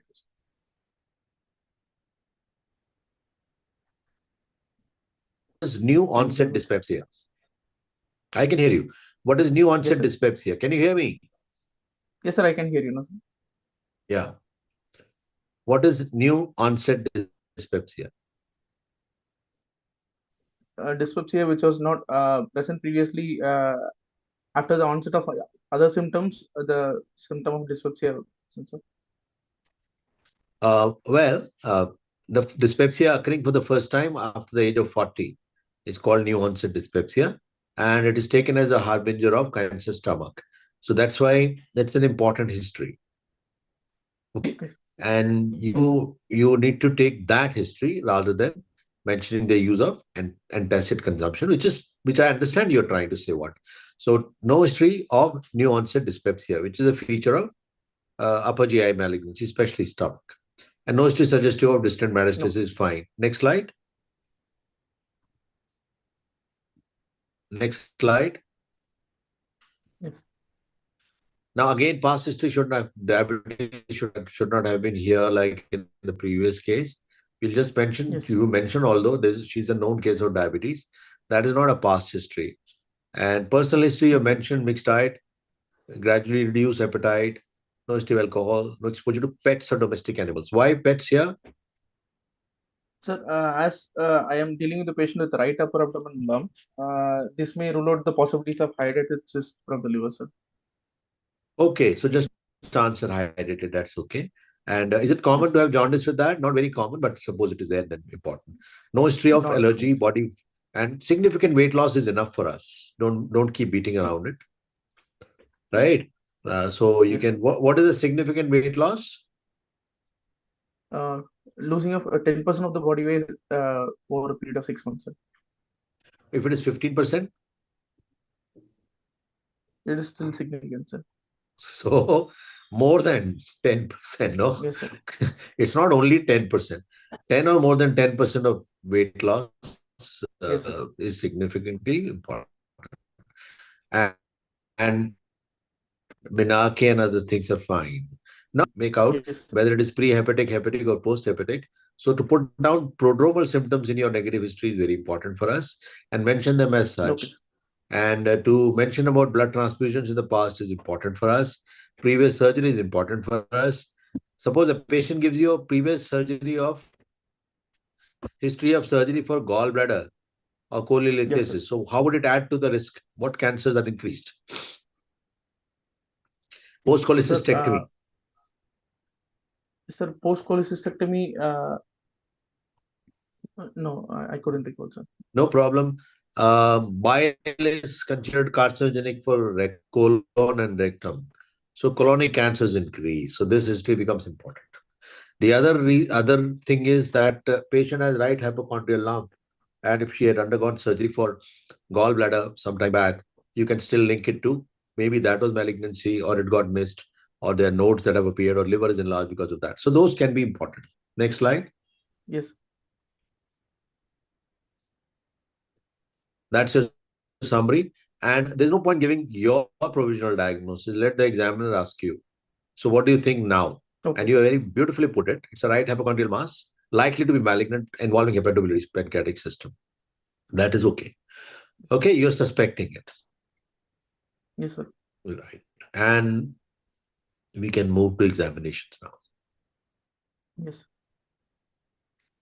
On general physical examination, patient was conscious, cooperative, well-oriented to time, place, and person. She was thin-built, well-hydrated, BMI 20. Icterus is present in sclera, floor of mouth, and heart, palate, and skin. There is no presence of pallor, sinuses, clubbing, or pedal edema. No significant lymphadenopathy noted. Karnowski performance score 80% and ECOG score of 1. Vital parameters within normal limits: blood pressure 110/70, heart rate 78 beats per minute, and respiratory rate is 22 cycles, and temperature ephemeral on touch. The patient was further examined after taking consent in supine position under adequate light exposure. On further systemic examination was normal, CVS with S1 S2 heard no added sound, respiratory system equal bilateral entry, CNS examination grossly normal.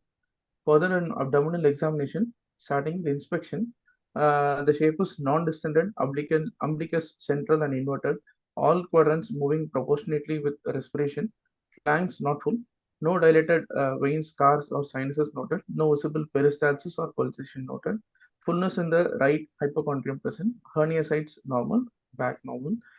Further on palpation, the temperature is normal, tenderness is absent, the position in the right hypochondrium, the mass is noted of 7 into 6 centimeter, which is extending to the right lumbar region. This is intra-abdominal and intra-abdominal mass, globular shape, irregular surface noted, firm to touch. Movement with respiration is noted, and further restricted movement side to side present. It is bimanually palpable. No other abdominal lump noted. Margins, the medial margins extending up to left midclavicular line, the lower margin up to the prepyloric line, the right lateral margin extending up to the right anterior axillary line. Superiorly, the finger cannot be insulated about the lump and below the liver. Consistency is firm, and supraclavicular lymph nodes are not palpable. On further percussion, the lump is a dull node on which is on continuous with the liver. Liver is dull and liver span is 12 centimeter. Abdomen is tympanic in percussion and ascites is absent. On further auscultation, bruit is absent. Normal balls are suppressant. So I summarize that Mrs. X, a 71-year-old lady, resident of Haryana, presented with complaints of pain abdomen in the right upper abdomen region with insidious onset of 2 months, which was painless initially, associated with dyspepsia and progressive jaundice. Lump in the right upper abdomen with passing clay-colored stool for past 2 weeks with loss of appetite and significant weight loss. History of type 2 diabetes mellitus on medication. A non-tended firm globular mass in the right hypochondrium of size 7 to 6 centimeter with well-defined margin on all sides except superior side. where fingers cannot be insinuated between the mass and the inferior margin of the liver. The mass moved with respiration and dull on percussion. So I conclude saying the provisional diagnosis, it is a malignant mass of gallbladder, could be carcinoma gallbladder. Further, the differential diagnosis could be cholecystitis due to empyema gallbladder, can be periampullary carcinoma, can be Okay. malignancy of the right liver and hilar cholangiocarcinoma. I think we are missing a point. Patient had jaundice to begin with or developed later? Developed later, sir. How much time later? So the mass and the pain was started in 2 months, but the jaundice was mentioned by the patient at last 2 weeks, sir. Okay, let's start with your examination slides before we come to discussion. Yes. Meanwhile, Dr. Shagun, you can keep your questions ready if you have any, or any questions from the YouTube you can ask. This is perfectly done. I won't stop you there at all. Next slide. Here, sorry, make it a point. Whenever you have a patient of jaundice, to score good marks, always mention there are no stigmas of liver disease that I observed. So that you're asked a question, what are the stigmas of liver disease? What are the stigmas of liver disease, Karthik? Sir, the stigma of liver disease can be various, like presence of flutters, having protuberant abdomen with ascites, and can be caput medusa, and with a hepatic bleed. These can be the stigmas of liver disease, sir. Okay, so I'll put it properly. Start from your head. Put your hand on your head. As you put it, loss of hair or their color, texture, gone. As you keep coming down, parotitis bilateral. You keep coming down, you can have spider nevi, and then you can have fetor, hepaticus. Then you come down along the arms, clubbing, clubbing, palmar erythema, deputrans contracture. Then you come to the chest, gynecomastia in a male, testicular atrophy in a male, ascites, caput medusae, and pedal edema. That's the end of it. It takes 30 seconds, less than that, and you score all the marks. The mentioned stigmas of liver disease are a part of any jaundice case and any liver case, any hepatobiliary case, you will always score marks. Everything gets covered automatically. We have discussed significant lymphadenopathy last time, so I won't go there. And your ECOG scoring and Karnofsky is perfectly fine. Next slide. Now, this is okay. And next slide. Okay, next slide. Now, I believe you would have, if you were to modify, you would have put prodromal symptoms and you would have ruled out those features beforehand because it's important. So that here the job becomes much easier for you. There's fullness and next move. Yes. Move next. Next slide. Yes, good. So intra-abdominal mass, globular, movement with respiration, restricted movement side to side, bimanually palpable. Now, is it bimanually palpable? Yes, sir. Can be felt on the left side on palpation, sir, as it is a large mass. I needed to see the picture to believe it, because if you're calling it a gallbladder mass, it can't Yes, grow sir. to that size.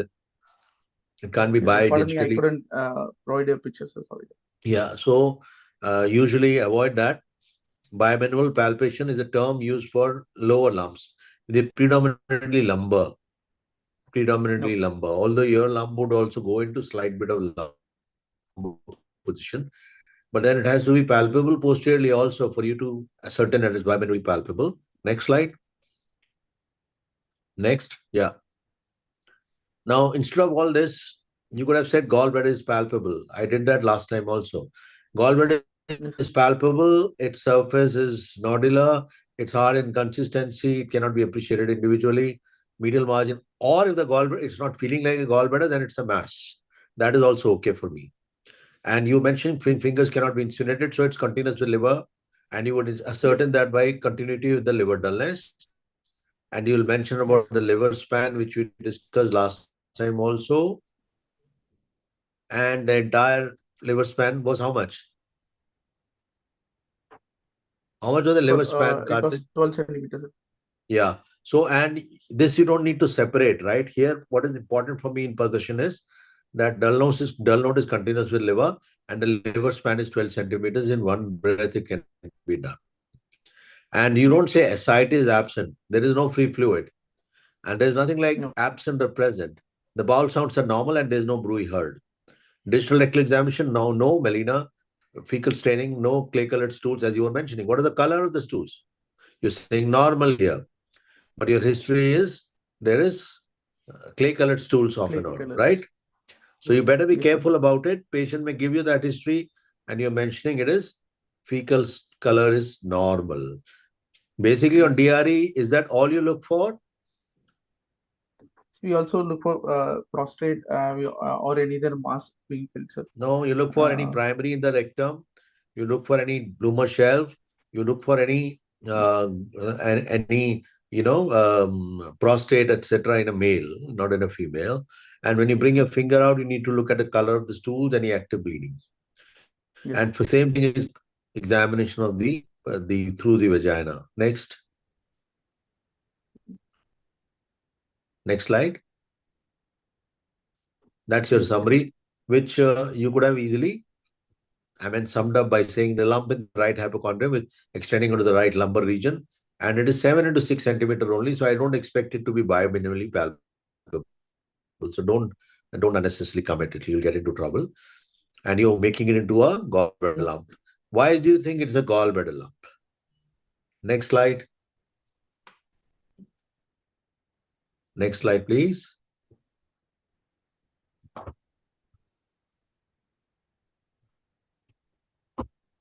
Why do you think it's a gallbladder lump, Karthik?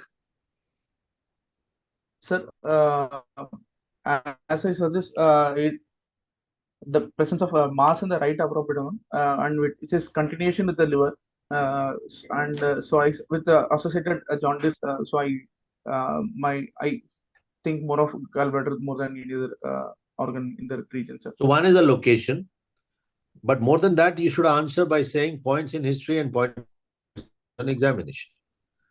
In your history, Yes, the sir. points are suggestive of attacks of the colic off and on, cholelithiasis related features, which is common with gallbladder, pathologies, and Yes, no prodromal symptoms. So the jaundice came later.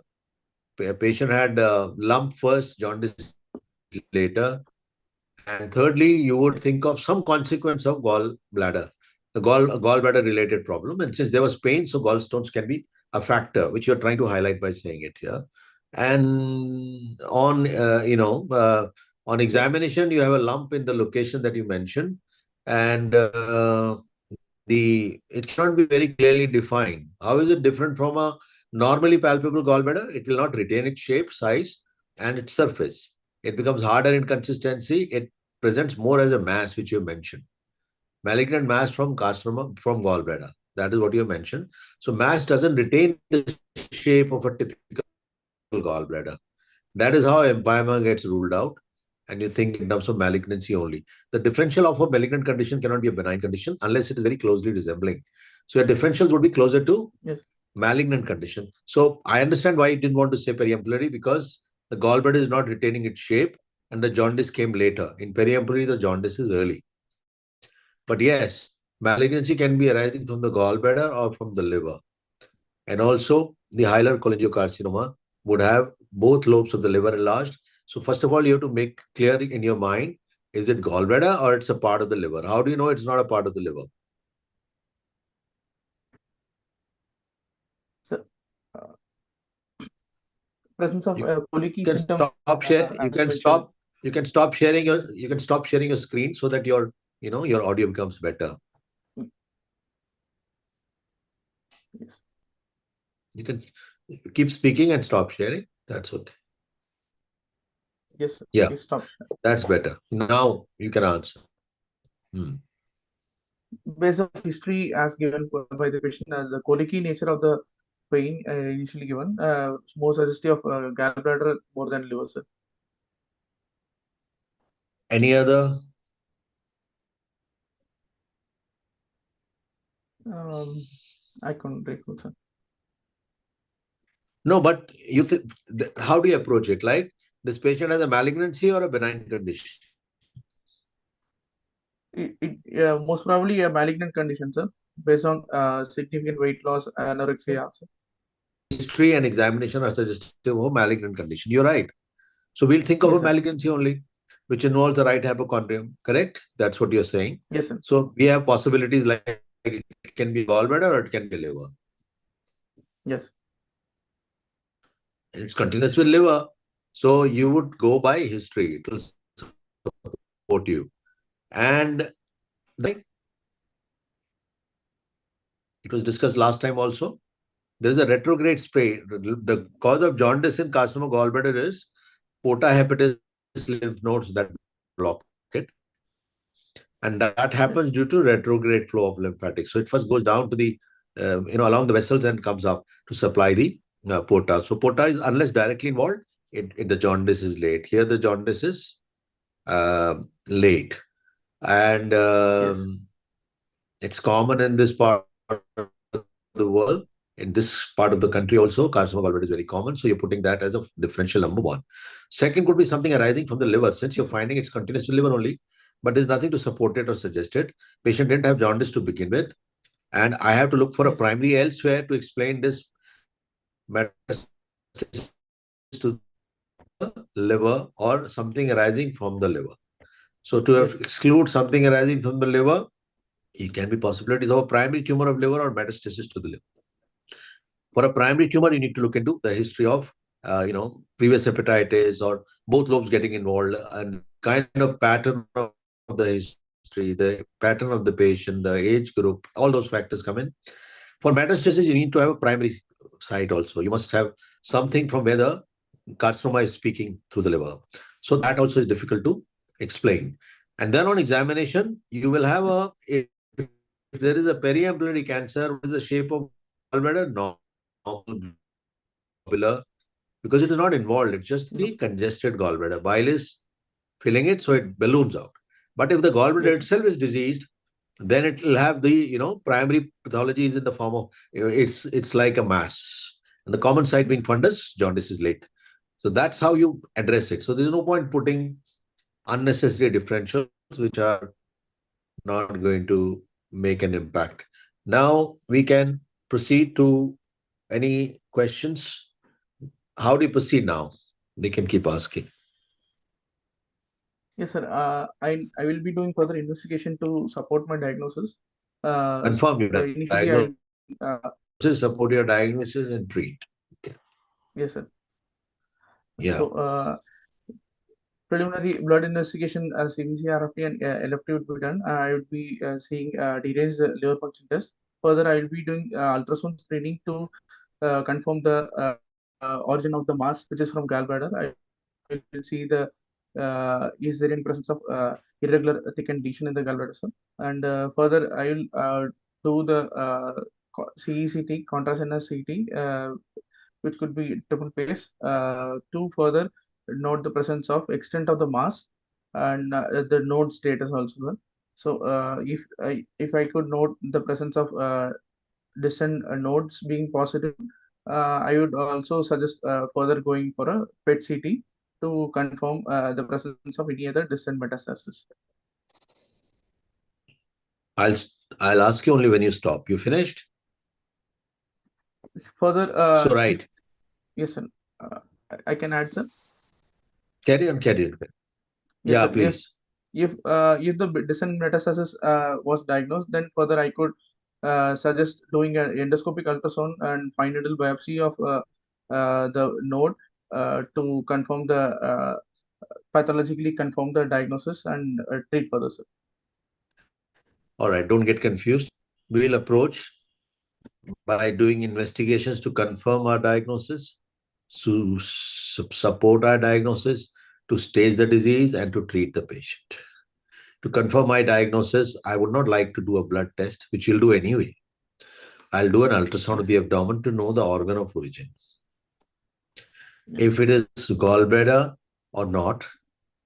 Number two, if the common bile duct or the intrahepatic and extrahepatic biliary radicals are normal or not. Liver is normal normal or not, if there is free fluid or not, this is a peritoneum or not. That ultrasound will tell you all very clearly. But the most important thing that ultrasound is going to tell you is whether there are stones in the gallbladder or in the biliary system to take care of that double impaction story, which is the exception to the Cavazier's law, as you know. We discussed it last time also. So you will do an ultrasound, which tells you the organ of origin. Now, you may need to do CECT for looking at staging. Now, CECT is to look at staging. Remember, in all cancers anywhere in the body, for staging, what do we use? TNM. So take a history of TNM. Examine for TNNM, TNNM. Make that a basic M. Take the history of that. Examine for TNNM. Investigate for TNNM. Treat for TNNM. If it is M1 on ultrasound, you would not do a CT because it's an M1 disease. What is the CT going to tell you? You're not going to operate, so it is not required. Number two, when you mention CT, always mention that I would do KFT and then do CT, because you cannot do CT in a deranged scale kidney function test. So mention that as a routine. Yes, sir. But you're partly right that we like to do a PET CT, which takes care of the staging, both anatomically and functionally, as we discussed in the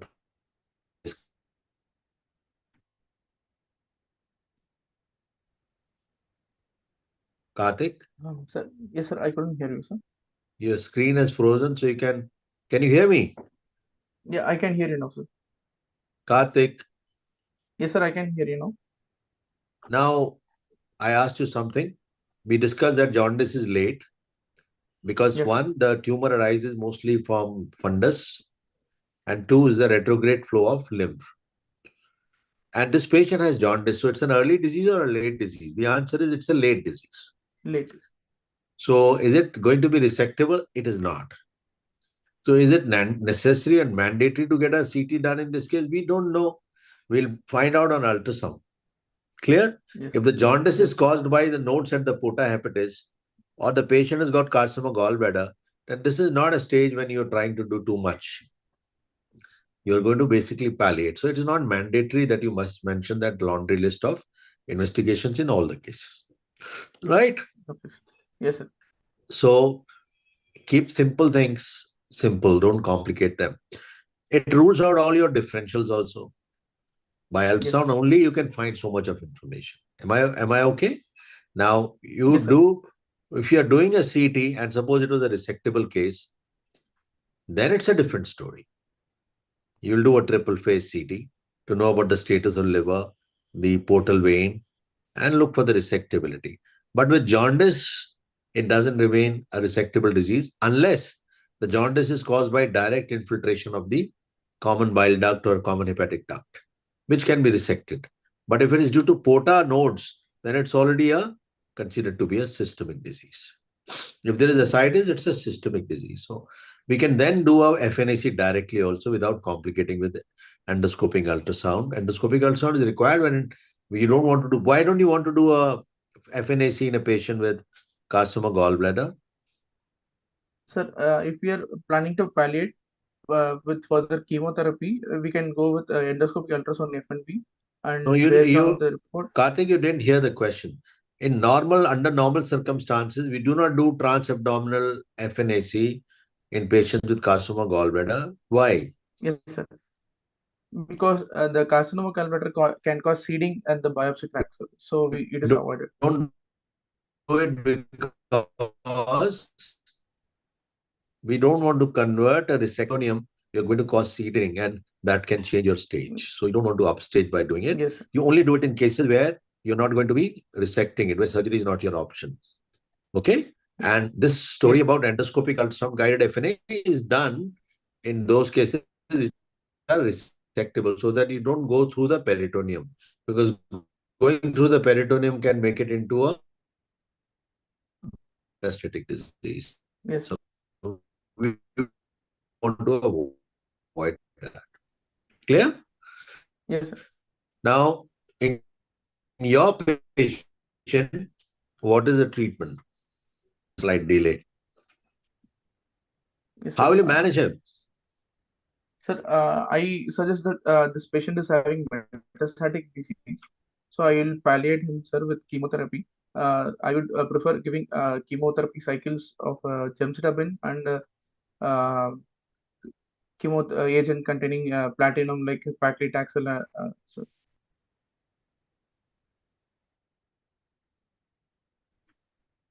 and further, if the patient is, can I add, sir? Would you like to put in a stent for the jaundice? Palliation is done for, yeah, please. Yes, sir. You can So add, please if we, add. yes, yes, sir. If I suggest that the uh, bilirubin is more high, so there is a obstruction of the bile outflow. So I would further go for PTBD stenting or placing a, ERCP stent for the bile outflow, sir. And if the patient is having further severe pain, I can go for pain management like giving celiac axis block, which may also be helpful in palliations. All right. So you palliation includes palliating the jaundice related symptoms. Number two, palliating pain, Yes, sir. the taking care of the appetite, or palliation of symptoms mainly.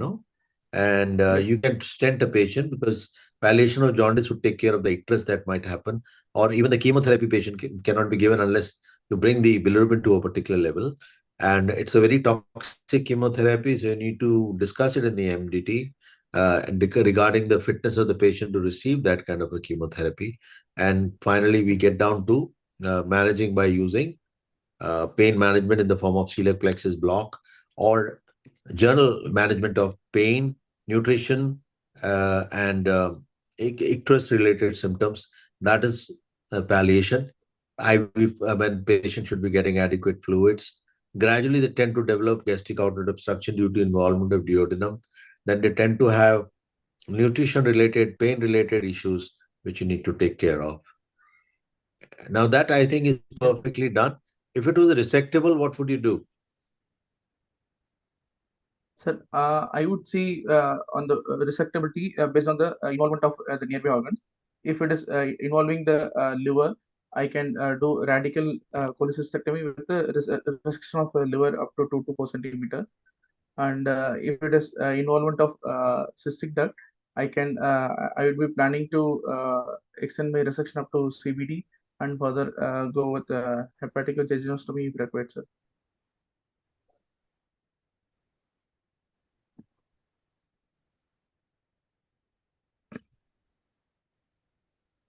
If it is resectable, you Uh, can do radical. I guess there is some issue with the connections. Yeah, you can switch off your video, maybe. Then your audio labs will go. Your connection is a problem. Now, can you hear me? Yes, sir, I can hear you. Now, what do you mean by radical cholecystectomy, Karthik? Yes, sir. So, Radical cholecystectomy with we'll be doing removal of gallbladder. We'll be doing liver resection if required, and we'll be with a liver resection at the gallbladder bed, and we'll be also removing lymph nodes, sir, and we'll so be it is removing basically, cystic lymph node. you're absolutely right. It's basically removal of all the levels of lymph nodes, which you can watch on my YouTube channel. Got the videos of radical chole there. And up to the removal of the gallbladder along with an anatomical resection of liver, which is a cuff of 2 centimeters with a clear margin.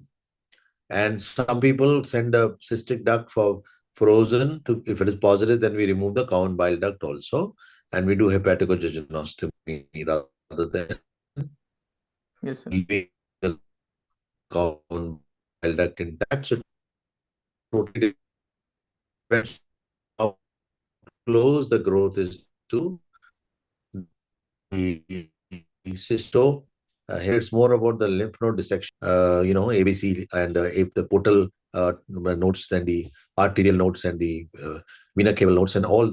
And before we start doing the mobilization, we look for the portocaval, aortoportocaval node. If it is positive, then we abandon the procedures. Frozen is sent for that also. Now you can switch on your video now. I think we'll take more Yes. questions. Do you have any question, Karthik, yourself? Now, one question is from the previous case, mentioning, sir, this is Tejas, could you explain the significance of mentioning the fixity to breast tissue and the curve? It doesn't have any significance, as I mentioned. You need to stabilize the breast between the two hands or one hand, and then move the lump vis-a-vis the breast tissue and look for the fixity. You just try to mobilize what is called as an intrinsic mobility. Coming to the next question, sir, is there any difference in the mass of the large gallbladder in case of periampullary carcinoma and a mucocele of the gallbladder? So, any difference, Karthik? Sir, uh, sir, yes, sir. The periampullary carcinoma can never be large mass, sir. Where in No, case no, of no, no, no, no, gallbladder, no, no, no, no. No, Karthik, the question is different. We are talking about yes, sir. gallbladder. I've already described. Gallbladder due to periampullary block will be just ballooned out. It will have a Okay, smooth okay, surface. okay. It will retain its shape. It is due to Yes, block sir. of bile here. So bile fills up. But when it's carcinoma of the gallbladder, the disease is here. So that Yes, disease sir. becomes, the gallbladder becomes hard, the surface becomes irregular, and it is different. And it becomes a mass because it gets fixed to all the surrounding structures. So if it is retaining its shape, if it is mobile, if it has Yes, got a smooth surface, likely to be due to distance blockade distally. And that yes, is sir. what happens in empyema also. In empyema, it's a mucocele first due to stone at the Yes, sir. cystic duct, which allows it to balloon. And that retains its shape. It is smooth surface. But in periampullary also it is the same, which is like a Yes, mucocele. And in a carcinoma of the gallbladder is diseased. It is cancer yes, itself. Now there are some questions on the YouTube. If you have any question, Karthik, you can keep it in your mind. yes, Now, Benny Panchakaram. So please, can you once again explain about the ovulatory and anovulatory cycles? If the hysterectomy is done, is cyclical mestellia possible? It is still possible. Vishweswar colon cancer, he answered that question. And Vijay, when do we remove 2 centimeter edge versus central hepatectomy 4B and 5? When do we do anatomical resection, Karthik, rather than 2 centimeter wedge for carcinoma gallbladder, dissection of liver? I'm not sure, sir. You see, mostly we don't need to do anatomical resection unless it's involving the segments per se. And even if the segments are involved, you can get away by just getting a clear margin of the liver, which should be Yes, tested by frozen. That's all. By frozen, you should test it, and you should not try to, take it farther from there. I suppose patient is having shock or sepsis with multiple comorbidities, and how to proceed, sir? Which case? If suppose there is cirrhotic liver, DCLD with portal hypertension, how to proceed? Well, if the patient is having shock with sepsis, you treat shock and sepsis. And we are not going to operate on such patients. They'll not be fit even for a haircut, so you can't operate them. And if the patient has got a cirrhotic liver, that is DCLD, with portal hypertension, then we have a huge morbidity of surgery. We need to first use, okay, what can you do, Karthik? I'm asking you. Patient is cirrhotic liver, so the liver reserve is poor, and yes, sir. there is portal hypertension because of the liver itself. Sir, Yeah. this patient may be Yes, unfit yes, for the yes. to undergo surgery, so I would consider him as uh, for the palliation, sir. So you would like to palliate by stenting them or PTBD, as you said, and you will Yes, sir. try to, um, build up and see if they respond. The Yes, usual sir. indications for preoperative drainage are these only. Patient is not fit, performance status Yes, is low. This includes the poor performance status, and patient is not fit for surgery. Now, one yes, sir. question from Shadan. is what is the difference between radical cholecystectomy and extended cholecystectomy? What is the difference, Karthik? Sir, extended cholecystectomy will involve only resection of the bed of the gallbladder, where the radical cholecystectomy can also involve lymph node dissection on further. Excellent It can. answer. Excellent answer. Excellent answer. Radical is therefore more about lymph nodes. Remember that. There is a Lucknow protocol which a lot of people follow when they are not sure about the diagnosis of carcinoma gallbladder. But there is a high suspicion of carcinoma gallbladder. So what is done is cholecystectomy with a margin of liver. It is sent for frozen. Yes. And if we positive, we are on the table of the nodes. Yes. The report comes back as positive, then you go back and do the lymph node dissection, as you very correctly mentioned. The other thing is patient is having cirrhotic liver, but stable patient. Then can we still proceed with wow? Yeah, absolutely. Cancer kills more frequently than cirrhosis, but with a high risk. Explain to the patient, Asif. You need to explain to the patient the risk is high, and we will go for radical chole because the cancer will kill. There's no point keeping a cirrhotic free from treatment or away from treatment. Now, Yes. the Vijay Manohar, carcinoma of neck of gallbladder jaundice can present early. Yes. Carcinoma neck of gallbladder or carcinoma of the, say the duct or Yes. anything that is close to pota can produce jaundice early, but it may not be actually the jaundice that we are worried about. The jaundice is late if we are looking at lymph as the cause. If the lymph nodes is at the pota are the cause for jaundice, then we need to consider it as a late diagnosis, a late disease.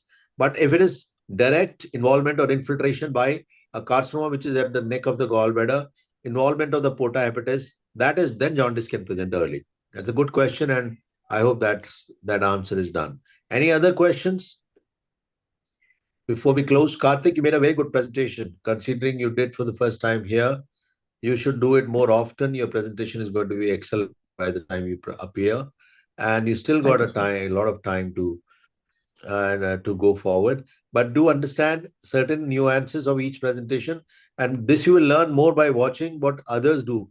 I mean, life is too Yes. short to learn only from your own mistakes. Now, Shagun, what are the Definitely. dates for the scrubs?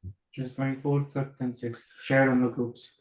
It is already shared on the group. We are having now cadaveric workshops separately and scrubs focused for the exam separately. We have checked on the exam dates. I spoke to all the students, and the feedback was we can have it on 24th, 25th, 26th. I think the link is already circulated. Do join it. And more importantly, volunteer for a presentation. All those who have presented can present more cases and register for, a focused 3 days. Those 3 days are going to be complete answer for your questions in the exam. It is going to be a complete rehearsal for your MS, DNB, MRCS exam. And it is going to be more than that. You'll also get to learn the tricks and the trades of cracking these exams the right way. All I did was modified some of the answers given by both the presenters who made excellent presentation. I just wanted to make it even better. So by the time they actually face the exam, they're brilliant and flawless. So with that, if there are no more questions, I'm giving another 30 seconds. If there are questions, I'll be happy to answer. Otherwise, we'll close it. Karthik, any question? Let me check if I Sir, missed some. Yeah. I had came across a few studies saying that radical cholecystectomy, even in case of a metastatic CAGB, but as it is not in the protocol, I didn't mention, sir. So I just wanted to ask about it, sir, whether it is feasible.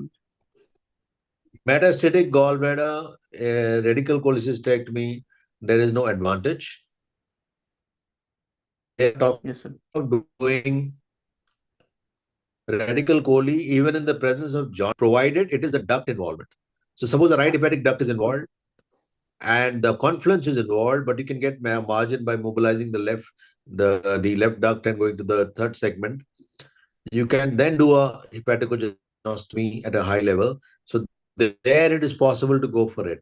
But by and large, metastatic, when I'm saying metastatic, it's a non-contiguous liver involvement, or ascites, or peritoneal mets, or multiple lymph nodes, or distant organ involvement. Obviously, no question of doing radical cholecystectomy in those cases. Never in oncology, there's a principle we follow: never make the treatment worse than the disease, because that's a very common mistake people do. Yes. One question here, sir, why colon involvement contraindication? Because we can detect it. So surgery is getting a R. Any surgery is acceptable. How clever you are at cut. So resect it. I think that was the last question.